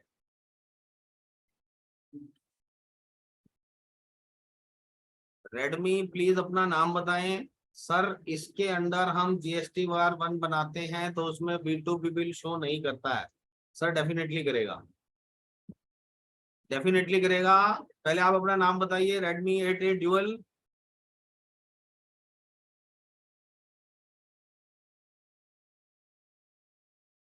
रेडमी अपना नाम बताने में समय लगा रहे हैं। संदीप कुमार सर। संदीप कुमार सर, आपका बहुत बहुत धन्यवाद। ये अभी तक हमने जो देखा, हमने एडवांस फिल्टर देखा, मल्टीपल जीएसटी देखा, रिटेन वोचर नंबर देखा, पेमेंट रिक्वेस्ट देखा। इसके अलावा भी हमारे पास बहुत कुछ है आपको दिखाने के लिए। अब वो बहुत कुछ में क्या आता है? जीएसटी रिटर्न्स बड़ा पेनफुल एरिया था लोगों का। R1 में तो बड़ा मजा आ रहा था लोगों को, बट R1 के साथ साथ बाकी जो रिटर्न्स थी उसमें कुछ परेशानियां खड़ी हो जाती थी। GSTR 2A नहीं था, 2B नहीं था, सिर्फ GSTR 2 बनता था। GSTR 2 के अंदर हमें सारी परचेजेस तो दिखाई दे जाती थी, बट वो रिकंसिलेशन इतना ज्यादा पावरफुल नहीं था। अब टैली ने आपको ऑप्शन दे दिया है। अब क्या ऑप्शन दिया है? चलिए हम इस ऑप्शन को देखने के लिए पहले अपने जीएसटी पोर्टल पे चलते हैं।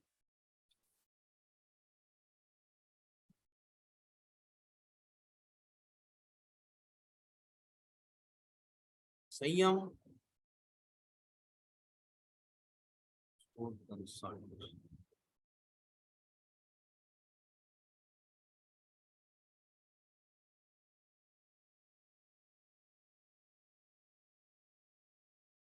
आप सबको मेरा पासवर्ड पता लग गया होगा।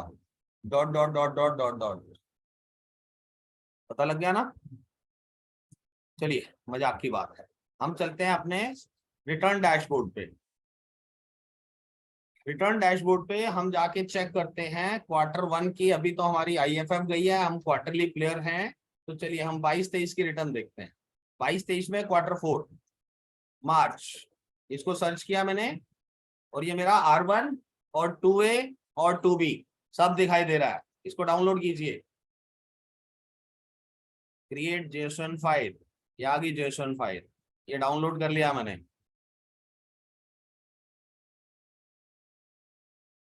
22-23 Q4 March, search GSTR 2A, download.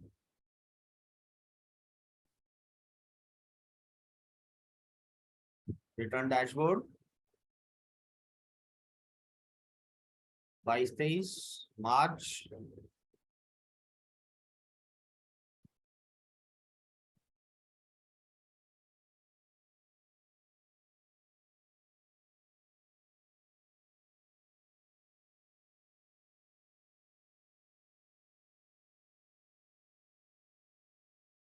Create JSON file, ये जेसन फाइल। ये कुछ इशू है क्या पोर्टल पे?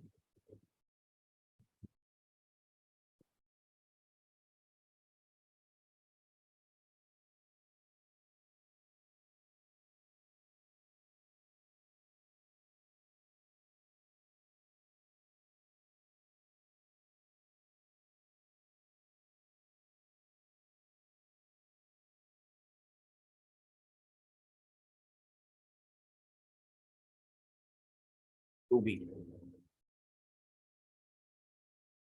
ये 2B आ गया मेरा।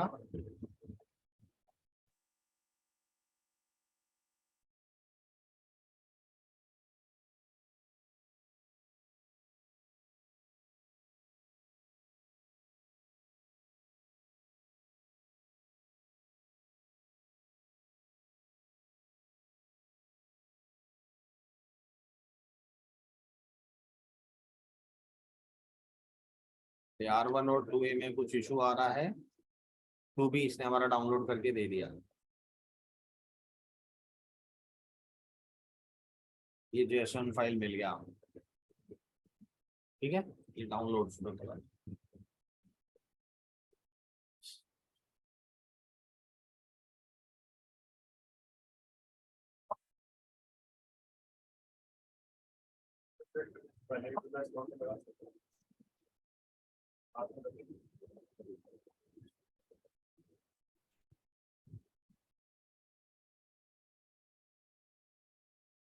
ये देखिए, आपको मैं एक बार R1 दिखा दूं। आपके R1 में ना आपको पहले से कुछ बदलाव दिखेंगे। ये देखिए, पहले आपको सिर्फ एक B2B दिखाई देता था, अब इसमें कुछ अमेंडेड वाला भी दिखाई देता है, ठीक है। ये कुछ चीजें हैं। और एक ये मार्क एज साइंड है।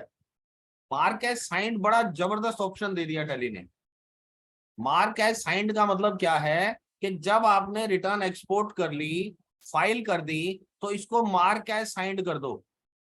मार्क एज साइंड करने का मतलब ये है कि आपकी जो रिटर्न पोर्टल पे गई है, उसका जो डेटा आपका टेली में पड़ा है, उसको ये लॉक कर देगा। लॉक करने का मतलब ये नहीं है कि वो किसी को पुरानी डेट में एंट्री नहीं डालने देगा या चेंज नहीं करने देगा, सब कुछ करने देगा। बट रिटर्न में आने के बाद आपको ये बता देगा कि ये रिटर्न साइन हो रखी थी और साइन होने के बाद इसमें कितनी एंट्रीज डाली गई हैं। तो ये बड़ा ही जबरदस्त ऑप्शन दिया है, जो कि आपकी रिटर्न के टाइम पे आप जब वापस आते हो और ये देखते हो कि यार पिछले रिटर्न के टाइम पे तो इतने बिल थे और अब इतने बिल हुए पड़े हैं, कुछ बिल कम या कुछ बिल ज्यादा, या वो अमाउंट्स चेंज किए हुए मिलते हैं, जो कि हमारे डाटा एंट्री ऑपरेटर या बिजनेस ओनर ने किसी वजह से खोलते हुए गलती से उसमें कुछ चेंज कर दिया होता है। तो वो रिटर्न फाइल करने वालों के लिए बहुत बड़ी समस्या खड़ी हो जाती है। तो अगर आप उस रिटर्न को एक्सपोर्ट करके डाटा में मार्क एज साइंड कर देंगे, देखो ऊपर अभी लिखा है स्टेटस नोट साइंड, अब ये ऑल रजिस्ट्रेशन दिखा रहा है। आप इसको अलग अलग लीजिए, पहले दिल्ली की रिटर्न बनाइए, दिल्ली की रिटर्न बनाने के बाद उसको मार्क एज साइंड कर दो कि ये 1 जनवरी से 31 मार्च की रिटर्न मैंने साइन कर दी, मार्क एज साइन, ये यस हो गया। अब यहाँ पे साइंड रिटर्न हो गया, 1 जनवरी से 31 मार्च तक की रिटर्न के अंदर अब दिल्ली की आपने नील रिटर्न फाइल कर रखी है।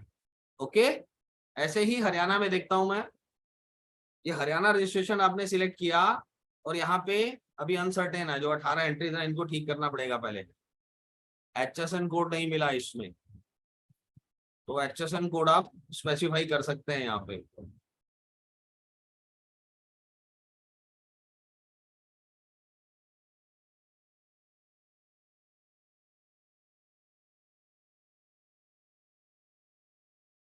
स्पेसिफाई इन वोचर 1/4 से मैंने बोल दिया।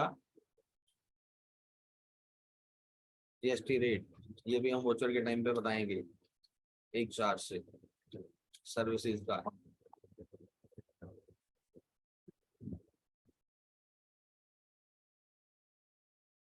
ये आप यू करके एक्सेप्ट कीजिए, पिछले सारे वोचर्स के ऊपर ये डिफाइन हो जाएगा। वो अब आपको ऑप्शन देगा कि आप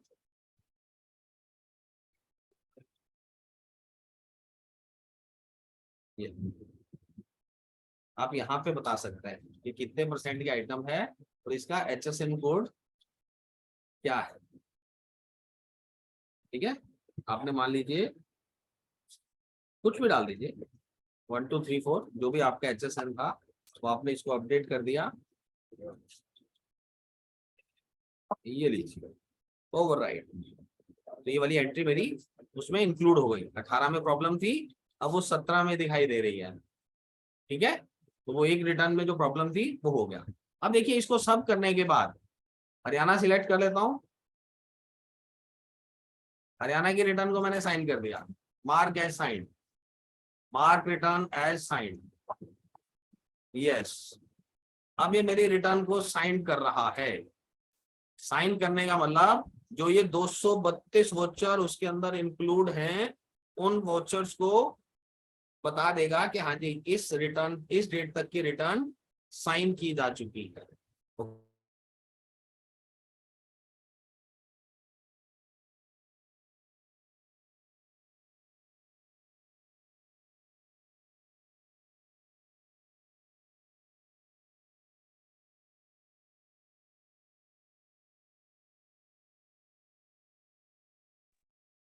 क्या मेरी स्क्रीन विजिबल है? प्लीज एक बार कंफर्म कीजिए।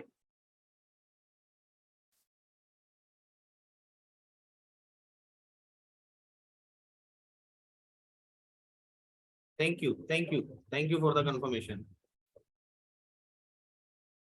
चलिए, अब हम यहाँ पे पहले फाइनेंशियल ईयर चेंज कर लेते हैं, 1/4/22 से 31/3/23। ठीक है, ये मेरा डेटा मल्टीपल फाइनेंशियल ईयर का एक साथ है, इसलिए हम ऐसा कर पा रहे हैं। मान लीजिए हमने 2 फरवरी में जाके ये जो मेरी एंट्रीज डली हुई थी, केशव कॉस्मेटिक्स करके मेरे कस्टमर हैं, इनके यहाँ पे एक टीएसएस था, मैंने इसको चेंज करके 2 कर दिया गलती से। ओके, एक का अमाउंट मैंने बढ़ा दिया और दूसरे का अमाउंट हम घटा के देख लेते हैं।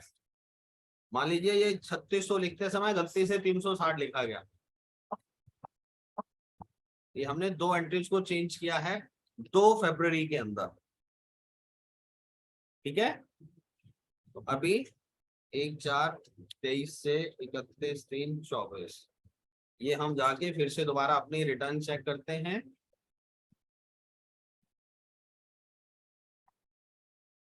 हरियाणा रजिस्ट्रेशन के अंदर ये पहले 17 एंट्रीज थी, अब वो कह रहा है इसका स्टेटस पहले साइंड था, अब रिकनसाइल्ड है, अनरिकनसाइल्ड हो गया ये।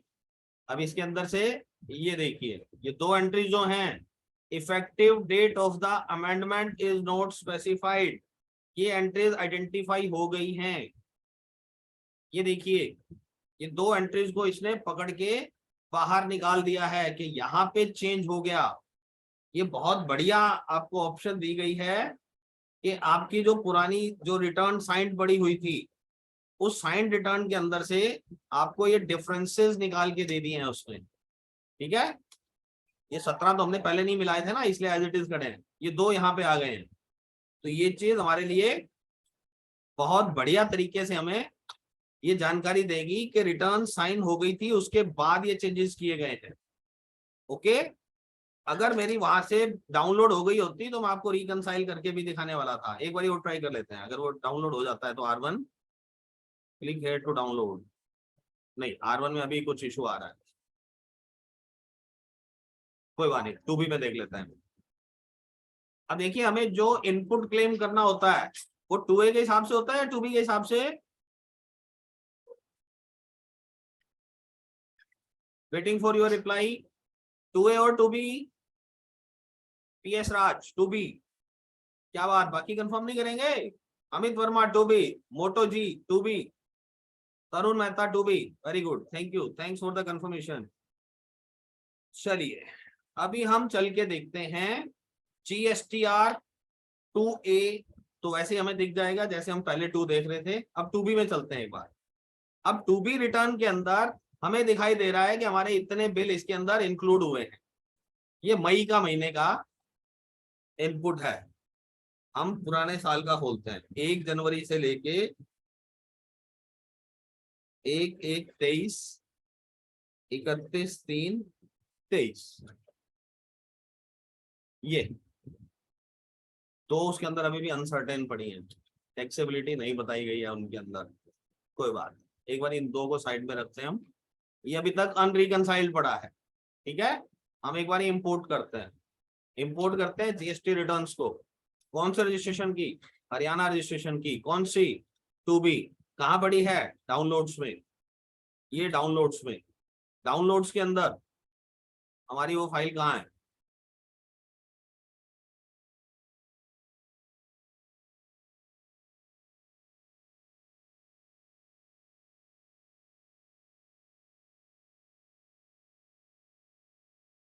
ये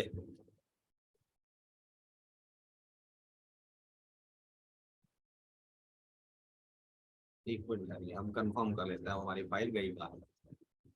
डाउनलोड्स में बाहर ही पड़ी है। ओके,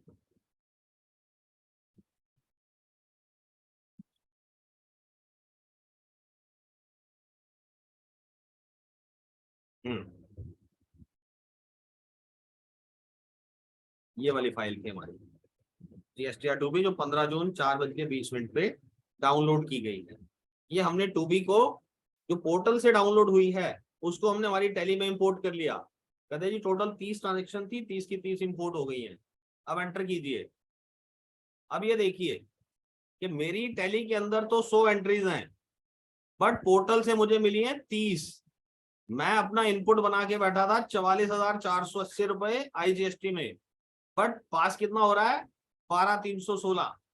और CGST में मैं 1,24,715 गिन के बैठा हूँ बुक्स के हिसाब से, बट पोर्टल से कितना मिल रहा है मेरे को 46,030 रुपए। तो ये क्या चीज है, इसको हम खोल के देखते हैं। ये B2B इनवॉइसेस, ये देखिए, ये जो ब्लैक में दिखाई दे रहा है ये हमारा डेटा है बुक्स का, और ये जो ग्रीन में इसमें दिखाई दे रहा है ब्लू में, ये पोर्टल का डाटा है। इसको हम वोचर वाइज देख सकते हैं। ये वोचर वाइज खोल दिया मैंने। अब वोचर वाइज मेरे को बता रहा है कि ये मिसमैच है ऊपर वाला। ये मिसमैच क्यों है, देखो आर्यन टेक्नोलॉजीज का वोचर नंबर 363, ये इनका बिल नंबर, ये इसका टैक्सेबल अमाउंट है। CGST अमाउंट में 1 पैसे का फर्क है, इसलिए इसको इसने मिसमैच में डाल दिया। ये आप देख रहे हैं 41 और ये 42। ओके, ये एक सेठी कंप्यूटर का बिल आया हमारे पास। सेठी कंप्यूटर के बिल में 889.83 हमने बुक्स में डाल रखा है, और भाई ने पोर्टल पे 889.84 चढ़ा रखा है, तो ये भी डिफरेंस क्रिएट हो गया। ठीक है, और ये नीचे नीचे की एंट्रीज बता रहा है कि हमारी बुक्स में है सिर्फ। अब ये मिसमैच इन रिटर्न पीरियड, जो एंट्री हम यहाँ पे हम दिखा रहे हैं 25 फरवरी वाले मंथ के अंदर, इन्होंने इसकी रिटर्न बाद में फाइल किया। ठीक, और ये अवेलेबल ओनली इन बुक्स, ये वाली एंट्रियां सिर्फ हमारी किताबों में है, पोर्टल पे नहीं मिली इसको। और ये वाली किताबें सिर्फ पोर्टल पे हैं, इसको यहाँ नहीं मिली। तो इसमें क्या गड़बड़ हो सकती है, सिर्फ इतनी एंट्रियां इसने अपने आप रिकंसाइल कर ली जहां इसको सारे पैरामीटर मैच होते दिखाई दे रहे थे। आर्यन का बिल नंबर 10,603। चलिए ऊपर देखते हैं। आर्यन का 10,603 ये यहाँ पड़ा हुआ है, तो इसका मतलब ये वाला रिकंसाइल हो जाएगा लास्ट वाले के साथ, सॉरी इसके साथ। ठीक है, तो ये हमारे को यहाँ से इस तरीके से ढूंढ के बता रहा है कि किस तरीके से आप ये कर सकते हैं। ये GST का स्टेटस मैं उसको लूंगा जो 10,603 वाला मेरा बिल था। ये बिल मुझे मिल रहा है वहां पे, तो मैं इस बिल को सिलेक्ट करूंगा, set GST status, matched, reconciled, excluded, ये मेरा मैच हो गया। तो अभी ऊपर वाले में से हटके नीचे वाले में आ जाएगा। ये रिकंसाइल्ड मैनुअली, जो ऑटोमेटिक रिकंसाइल हो सकते थे वो ऑटोमेटिक रिकंसाइल हो गए, और जो मिसमैच में पड़े हैं वो हम इस तरीके से रिकंसाइल कर सकते हैं। ये मैं आपको सिर्फ एक बारी ओवरव्यू देना चाह रहा था कि ऐसी फैसिलिटी हमारे पास आ गई है। ठीक है, अब इसमें से मान लीजिए कुछ ऐसी एंट्रीज हैं, कोई अभी मैं जिस समय इसको मिला रहा था उस समय पे इस पार्टी ने रिटर्न फाइल नहीं की है, और ये रिटर्न बाद में फाइल करेगा। ठीक है, ये हम इसको करके यहां से सेट इफेक्टिव डेट कर सकते हैं। सेट इफेक्टिव डेट, मुझे पता लगा कि एंट्री तो 25 फरवरी के हिसाब से आनी चाहिए थी पोर्टल में, क्योंकि मैंने तो बिल डेट के हिसाब से इसमें डाल दिया, बट इस पार्टी ने इसकी रिटर्न फाइल करी मार्च के बाद, क्वार्टरली है, तो ये अप्रैल में आएगा। तो मैं इसकी इफेक्टिव रिटर्न की डेट 1/4 डाल देता हूं, तो क्या होगा, ये इसमें से निकल जाएगा और 1/4 की रिटर्न के अंदर हमें दिखाई देगा। इस इफेक्टिव डेट ने इस वाउचर की डेट नहीं बदली है, सिर्फ GST की रिटर्न का इनपुट लेने के हिसाब से इसको अब अप्रैल की रिटर्न के अंदर इंक्लूड करेगा। ये बहुत ही बढ़िया फीचर है जो काफी समय से अवेटेड था। लोगों को पहले ये काम करने के लिए उस वोचर की डेट बदलनी पड़ती थी, उसको अगले महीने की रिटर्न्स में ले जाना पड़ता था, जिससे कि उसकी अकाउंट रिकंसिलेशन उस पार्टी के साथ बिगड़ जाती थी। तो ये बहुत ही जबरदस्त फीचर दे दिया इन्होंने इफेक्टिव डेट के लिए। एक्सेल शीट से रिको नहीं होगी क्या सर? बेटा जब JS1 से हो रहा है तो एक्सेल से करने की क्या जरूरत है? इसमें हम 1 रुपए तक का डिफरेंस इग्नोर करके की लिमिट डाल सकते हैं क्या? बिल्कुल डाल सकते हैं बेटा। वो जीएसटी रिटर्न के अंदर जो भी आपको इग्नोर करना होता है वहां पे डाला जा सकता है। ये टैक्स अमाउंट की जब वोचर आप डाल रहे हो ना, उस वोचर के अंदर भी यहाँ पे ऑप्शन होती है बच्चे, ignore tax difference up to ऐसा करके कुछ आता है, कहीं पे देखा है मैंने। ये मिलेगा, ये ऑप्शन पहले से ही था। ओके चलिए, ये ऐसे रिटर्न्स की रिकंसिलेशन हमारे पास 11 है, ये अवेलेबल थी। ये यहाँ पे आप देखिए F12 के अंदर ये सारे ऑप्शन यस कर दीजिएगा, तो आपको यहाँ पे काफी कुछ देखने को मिलेगा। अब कई बार क्या होता है, किसी पार्टी का हम जब रिकंसाइल करने लगते हैं तो वो दिखाता है कि उसने अपने संयम कंसल्टेंट्स की वजह से SC लगा रखा था, और हमने बिल नंबर सिर्फ SC के बिना, मान लो 124 बिल है तो 124 डाल दिया, तो उसको हमें ये मिसमैच में खड़ा कर देता है।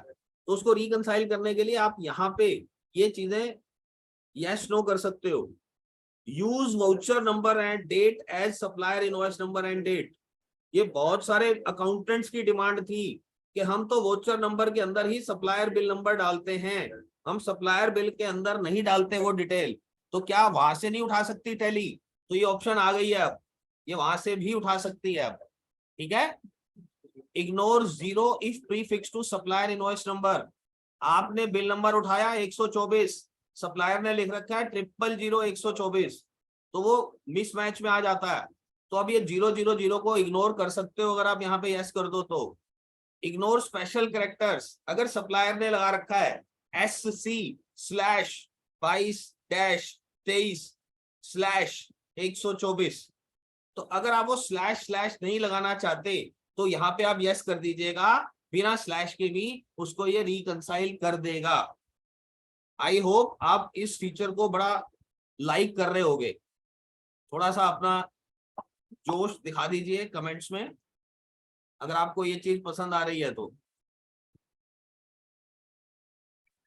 कमाल है, कोई रिप्लाई नहीं।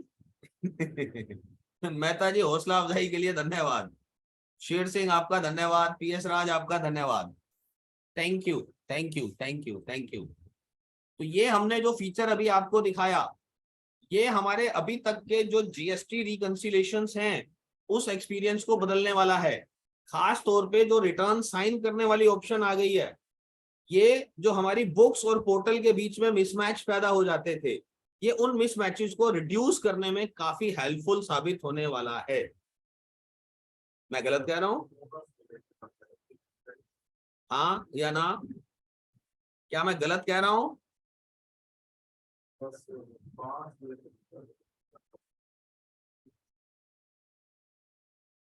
थैंक यू जी, मुझे लगा आपकी बार भी सभी यस लिखेंगे। नो लिखने से पता लग रहा है कि आप कितने अटेंटिव होके इस सेशन को अटेंड कर रहे हैं। आपका बहुत बहुत धन्यवाद। तो ये हमारा रिलीज 3.0 के कुछ झलकियां हमने आपको दिखाई हैं। इसके अलावा भी टैली में काफी कुछ है, देखना चाहेंगे? इतना सन्नाटा क्यों है भाई?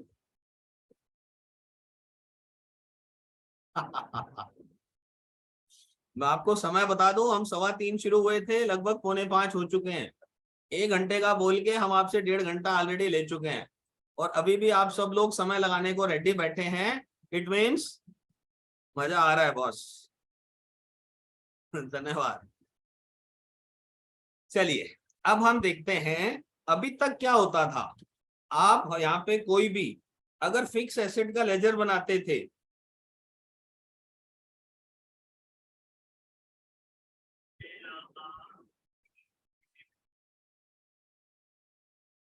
हमारे पास कोई एसेट नहीं दिखा रखी है हमने कार। ओके चलिए कोई बात नहीं, हम कोई एक्सपेंस देखते हैं। स्टेशनरी एक्सपेंसेस, स्टेशनरी एक्सपेंसेस के अंदर ये देखिए, ये कुछ ज्यादा दिखने लगा आपको अब यहाँ पे। पहले सिर्फ जीएसटी एप्लीकेबिलिटी दिखती थी, एप्लीकेबल करने के बाद वो यस कराता था, हमारे से एचएसएन पूछ लेता था और टैक्स रेट पूछ लेता था, बात खत्म। बट अब टैक्स रेट और एचएसएन को एक ही जगह से उठाने की बजाय टैली ने इसको बाइफरकेट कर दिया है। अब ऐसा हो सकता है कि आप एचएसएन किसी और जगह से उठाएं और टैक्स रेट किसी और जगह से उठाएं, है ना कमाल की चीज। पहले हमें फोर्स किया जाता था कि हम उसी लेजर या उसी स्टॉक आइटम के ऊपर ही उसका एचएसएन कोड और जीएसटी टैक्स परसेंटेज लिखें। अब हमें इन दोनों के अंदर फ्लेक्सिबिलिटी दे दी गई है। हम यदि चाहें तो एचएसएन कोड देखिए, अब एचएसएन कोड के लिए पूछ रहे कहां से उठाऊं, एज पर कंपनी या ग्रुप। अब ग्रुप कौन सा, क्योंकि ये लेजर है, लेजर में लेजर ग्रुप उठाएगा। इसका लेजर ग्रुप क्या है, इनडायरेक्ट एक्सपेंसेस। अगर मैं इनडायरेक्ट एक्सपेंसेस ग्रुप पे जाके डिफाइन कर दूं तो ये ग्रुप से भी उठा सकता है, या फिर मैं कंपनी लेवल पे डिफाइन कर दूं तो वहां से भी उठा सकता है। अब देखिए क्या क्या ऑप्शन दिए हैं टोटल। कह रहा है या तो कंपनी और ग्रुप से उठा लो, या फिर इसी जगह बता दो, ठीक है, या फिर एक जीएसटी क्लासिफिकेशन बताओ उसमें डिफाइन कर दो, या फिर कहीं नहीं बताना। मैं जब एंट्री करूंगा उस वोचर के अंदर बताऊंगा कि इसके ऊपर कौन सा एचएसएन उठाना है। इससे बढ़िया बात क्या हो सकती है, एक ही लेजर मेंटेन करके हर बार हर एंट्री के समय पे मैं उसके अंदर अलग अलग एचएसएन या अलग अलग टैक्स परसेंटेज डिफाइन कर सकता हूं। इससे जो मेरे नंबर ऑफ लेजर्स मुझे अलग अलग बनाने पड़ते थे उसकी जरूरत खत्म हो गई। पहले ऐसा सिर्फ टैक्स परसेंटेज के लिए तो अवेलेबल था, बट एचएसएन के लिए नहीं था। एचएसएन जो लेजर पे डिफाइन कर दिया जाता था वही लगता था। बट अब यहाँ पे देखो कितनी जबरदस्त ऑप्शन आ गई हमारे पास कि हम वाउचर के टाइम पे बता पाएंगे कि इस एक पर्टिकुलर वाउचर के लिए मुझे कौन सा एचएसएन कोड डालना है। बहुत ही बढ़िया फीचर लगा मुझे पर्सनली अपने लिए। क्या बोलते हैं आप, है काम की चीज।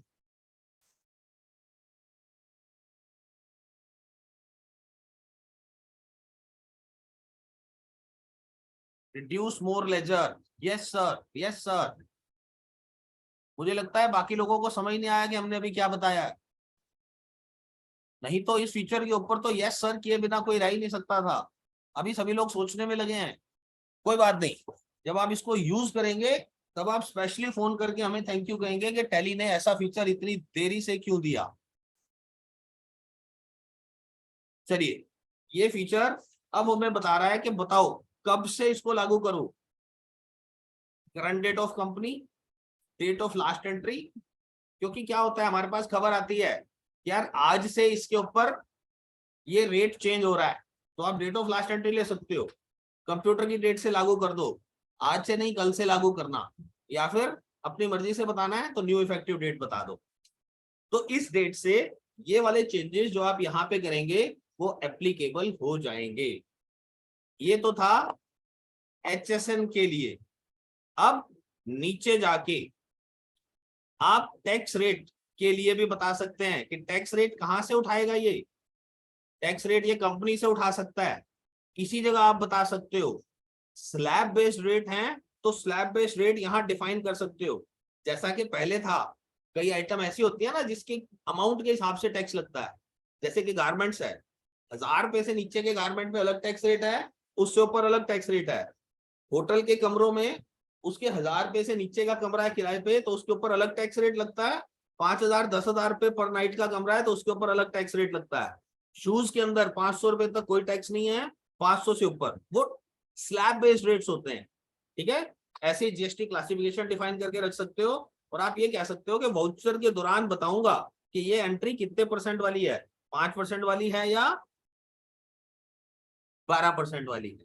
तो ये हम ये ऑप्शन सिलेक्ट करके वहां पे भी डिफाइन कर सकते हैं। यही चीज आपको लेजर पे भी मिलेगी और यही चीज आपको स्टॉक आइटम पे भी मिलने वाली है। धन्यवाद आपका। अभी कुछ और फीचर बाकी हैं। अब अगले सिर्फ 5-7 मिनट में आपके साथ हूं। इस दौरान हम जितना कवर कर पाएंगे वो आपको आज बताएंगे, नहीं तो फिर कभी आपका दोबारा टाइम मांगेंगे। ठीक है, तो ये हमने देख लिए काफी सारे फीचर्स। इसके साथ साथ एक चीज हमें हमेशा तंग करती है, ये देखिए हमारा जीएसटी नंबर किसी वजह से सस्पेंड हो गया, तो टैली ने अब इसके लिए भी ऑप्शन दे दिया। आप जिस डेट से आपका जीएसटी नंबर सस्पेंड हो गया है किसी वजह से, आप अपने आप को इनएक्टिव बता दीजिए कि इस डेट से मैं इनएक्टिव हो गया हूं। उस पीरियड के लिए ना तो आप किसी को टैक्स इनपुट दे पाएंगे और ना ही कभी टैक्स इनपुट ले पाएंगे। जब आपका वो पीरियड ओवर हो जाए तो आप वापस आके यहाँ पे दोबारा से एक्टिव कर सकते हैं। है अच्छी चीज। चलिए ये तो अच्छी नहीं लगेगी क्योंकि ये बुरी बात है, ये किसी को भी अच्छी नहीं लगेगी। चलिए एक चीज और है, आज मैं रेगुलर डीलर था, अभी तक मैं रिटर्न्स बना रहा था रेगुलर डीलर के हिसाब से। मान लीजिए मैंने अपनी एसोसिएट अपनी जो कॉन्स्टिट्यूशन थी वो चेंज कर ली, मैं रजिस्ट्रेशन से रेगुलर में से कंपोजिशन में आ गया। ठीक है, तो कंपोजिशन में आने के बाद बताइए किस डेट से आया मैं इसको बोल रहा हूं कि मैं 1/4 से, ठीक है 1/4/23 से मैं हरियाणा के अंदर कंपोजिशन डीलर बन गया हूं। ओके, अब ये क्या कह रहा है कि आपके सारे 5,765 वोचर्स को मैं सेट करूंगा। ये बड़ा कमाल का फीचर टैली ने मैनेज किया है। जो डेट मैंने डाल दी उस डेट से पहले की मेरी जो रिटर्न बनेगी वो एज ए रेगुलर डीलर बनेगी, और जो डेट मैंने बताई है उसके बाद की मेरी कंपोजिशन डीलर वाली रिटर्न बनेगी, GSTR 4 CMP 08। ठीक है, फिर मेरी R1 R2 नहीं बनेगी। समझ में आई आपको? कुछ बोलना चाहेंगे इस फीचर के बारे में?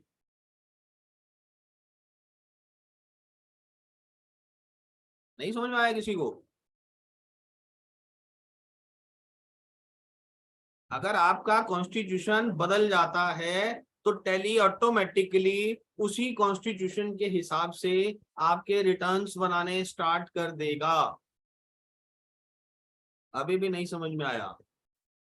सर ये सिर्फ हमारे लिए है या कस्टमर के साथ भी ऐसा कर सकते हैं? वेरी गुड वेरी गुड, बहुत बढ़िया सवाल है बेटा। ये हमारे लिए भी है और हमारे कस्टमर्स के लिए भी है। अगर हमारा कस्टमर, देखिए आपकी एक बहुत बड़ा चैलेंज था आज तक। चैलेंज क्या था?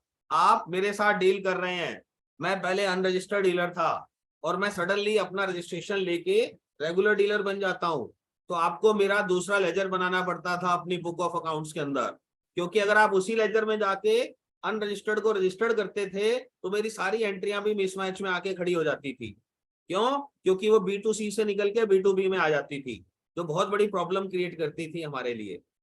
बट अब आपके पास ये ऑप्शन आ गई है कि आप अपने कस्टमर को सिंगल लेजर के अंदर एज ए अनरजिस्टर्ड भी मेंटेन कर सकते हैं, एज ए रेगुलर भी मेंटेन कर सकते हैं, और अगर वो कंपोजिशन में शिफ्ट हो जाए तो उसको एज ए कंपोजिशन डीलर भी मैनेज कर सकते हैं।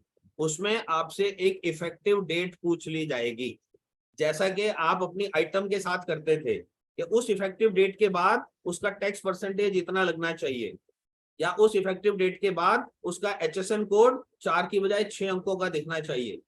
तो वो ऑप्शन अब डेट के साथ आपके पार्टी लेजर के ऊपर भी दे दी गई है। ये फैसिलिटी आपके नाम के साथ भी अवेलेबल है और आपके कस्टमर के नाम के साथ भी अवेलेबल है। ठीक है, तो ये बहुत ही बढ़िया ऑप्शन मुझे पर्सनली लगता है। आपके क्या विचार हैं? थोड़ा सा चैट में एक बार दिखा दीजिए।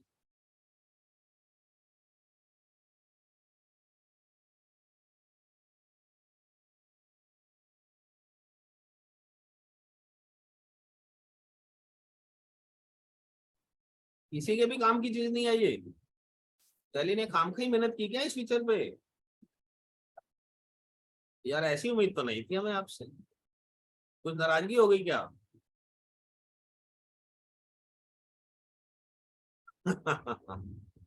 ये बेस्ट है सर, हमने जबरदस्ती लिखवाया है क्या?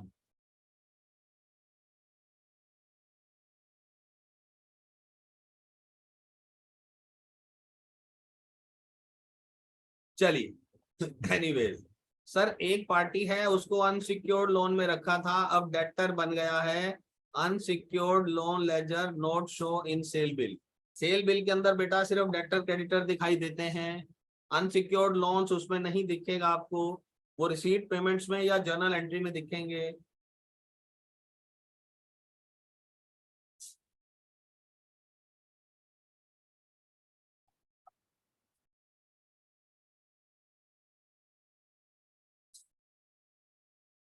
कोई सॉल्यूशन डबल लेजर क्रिएट, मतलब एक पार्टी के डबल लेजर बनाना चाहते हैं आप, तो थोड़ा स्पेलिंग में चेंज कर दीजिए, डबल लेजर बन जाएगा। सेम स्पेलिंग के दो लेजर एग्जिस्ट नहीं कर सकते डेटा में। चलिए सर, ये अभी हमारा जो हमने कंपोजिशन में चेंज किया था वो अभी हमें थोड़ा टाइम ले रहा है। अब ये डेटा इंपोर्ट हो जाता है, फिर आप देखिएगा कि उस टाइम से पहले की जो आप रिटर्न्स बनाएंगे वो कंपोजिशन डीलर के लिए बनेगी, और उसके बाद वाली जो रिटर्न, सॉरी उल्टा बोल गया मैं, जो पहले वाली रिटर्न है वो रेगुलर डीलर में बनेगी, और उस डेट के बाद वाली रिटर्न्स आपकी कंपोजिशन डीलर में बनने वाली है। ओवरऑल अगर आज आपसे पूछा जाए कि टैली के जितने फीचर आपको दिखाए गए हैं, आप 1 स्टार से लेके 5 स्टार में से कितने स्टार देना चाहेंगे टैली को? प्लीज हरी आप, प्लीज हरी आप, प्लीज।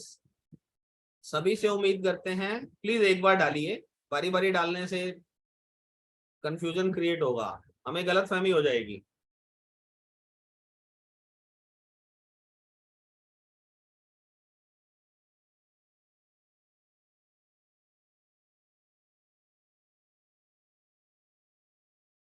Thank you.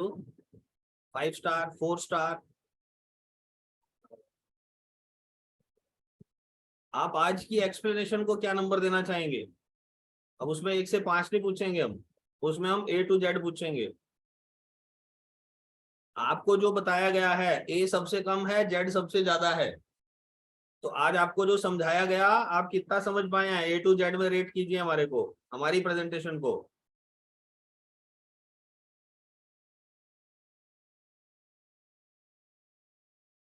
सर आप हर वीक क्लास दिया करो बेटा, हम रोज देते हैं, हमारे इंस्टीट्यूट पे ज्वाइन कर लो।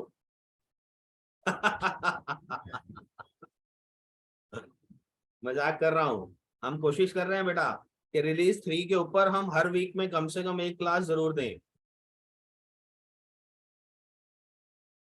थैंक यू, आपके द्वारा दी गई रेटिंग हमारा हौसला बढ़ाती है, आप सब लोगों का बहुत बहुत धन्यवाद। चलिए अब हम देखते हैं कि हमारा डेटा कन्वर्ट हो चुका। इस कन्वर्जन के बाद जो बात मैं आपको थ्योरेटिकली बोल रहा था वो प्रैक्टिकली कितनी सच है। चलिए अब हम चल के देखते हैं।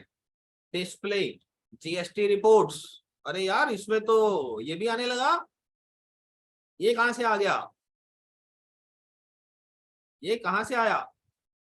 ये इसने हमें कंपोजिशन मान लिया इसलिए आया, मगर जब मैं R1 खोल रहा हूं तो R1 देखिए 1 जनवरी से 31 मार्च तक दिखाई दे रही है। अगर मैं इसको बोलता हूं कि 1/4/23 से 31/3/24 की R1 दिखाओ, तो R1 ब्लैंक आ रही है, एक भी एंट्री मैंने सही नहीं डाली। ऐसा हो सकता है क्या? ऐसा नहीं है, बट इसने इस रिटर्न से उन एंट्रीज को निकाल दिया, क्योंकि इसको समझ में आ चुका है कि इस समय पे हम रेगुलर डीलर नहीं हैं। है बढ़िया फीचर। CMP 08 1 जनवरी वाले में कोई एंट्री नहीं है, और 1/4 के बाद वाले में इसमें भी अनसर्टेन है, क्योंकि मुझे कुछ चेंजेस करने पड़ेंगे। मुझे पहले जो एंट्री डाली गई थी वो रेगुलर के हिसाब से डाली गई थी, अब मुझे यहाँ पे बताना पड़ेगा, ये देखिए रेगुलर टू कंपोजिशन कन्वर्ट करना है पड़ेगा इन चीजों को, तब जाके वो एंट्रीज हमारी रिटर्न्स में इंक्लूड होना स्टार्ट होंगी। समझ रहे हैं आप? क्योंकि मैं पिछले 2.5 महीने से जो एंट्री कर रहा था वो तो ये मान के चल रहा था ना कि मैं रेगुलर डीलर हूँ। अगर मुझे एज ए कंपोजिशन करना था तो मुझे कुछ सेटिंग्स तो चेंज करने थे, तो ये हमारी इनपुट मांग रहा है उन चीजों के ऊपर। ठीक है जी, जनता त्राहिमाम कर रही है, क्या हो गया?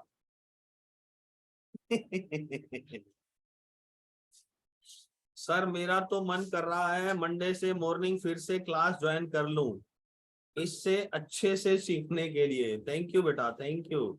ये जनता त्राहिमाम क्यों कर रही है? ऐसा क्या टॉर्चर कर दिया हमने आपको बेटा? वीवो 1920, आपने हमारी धड़कन बढ़ा दी बेटा। पिछले 2 घंटे से हम मेहनत कर रहे हैं आपको समझाने की। चल रहे आज के लिए बस करो। देखिए बस मैं कर देता। आज हमारी जो स्ट्रेंथ टोटल इस इवेंट को अटेंड करने के लिए मैक्सिमम गई थी, दैट वाज 27 और अभी तक 20 लोग हमारे साथ जुड़े हुए हैं। तो माय डियर, अगर आपको ज्यादा लग रहा है तो मैं माफी चाहूंगा। हमने आपसे 1 घंटा मांगा और आपके 2 घंटे हमने आपसे छीन लिए। बट आई होप कि हमने आपका जो समय लिया है उसको हमने वेस्ट नहीं होने दिया।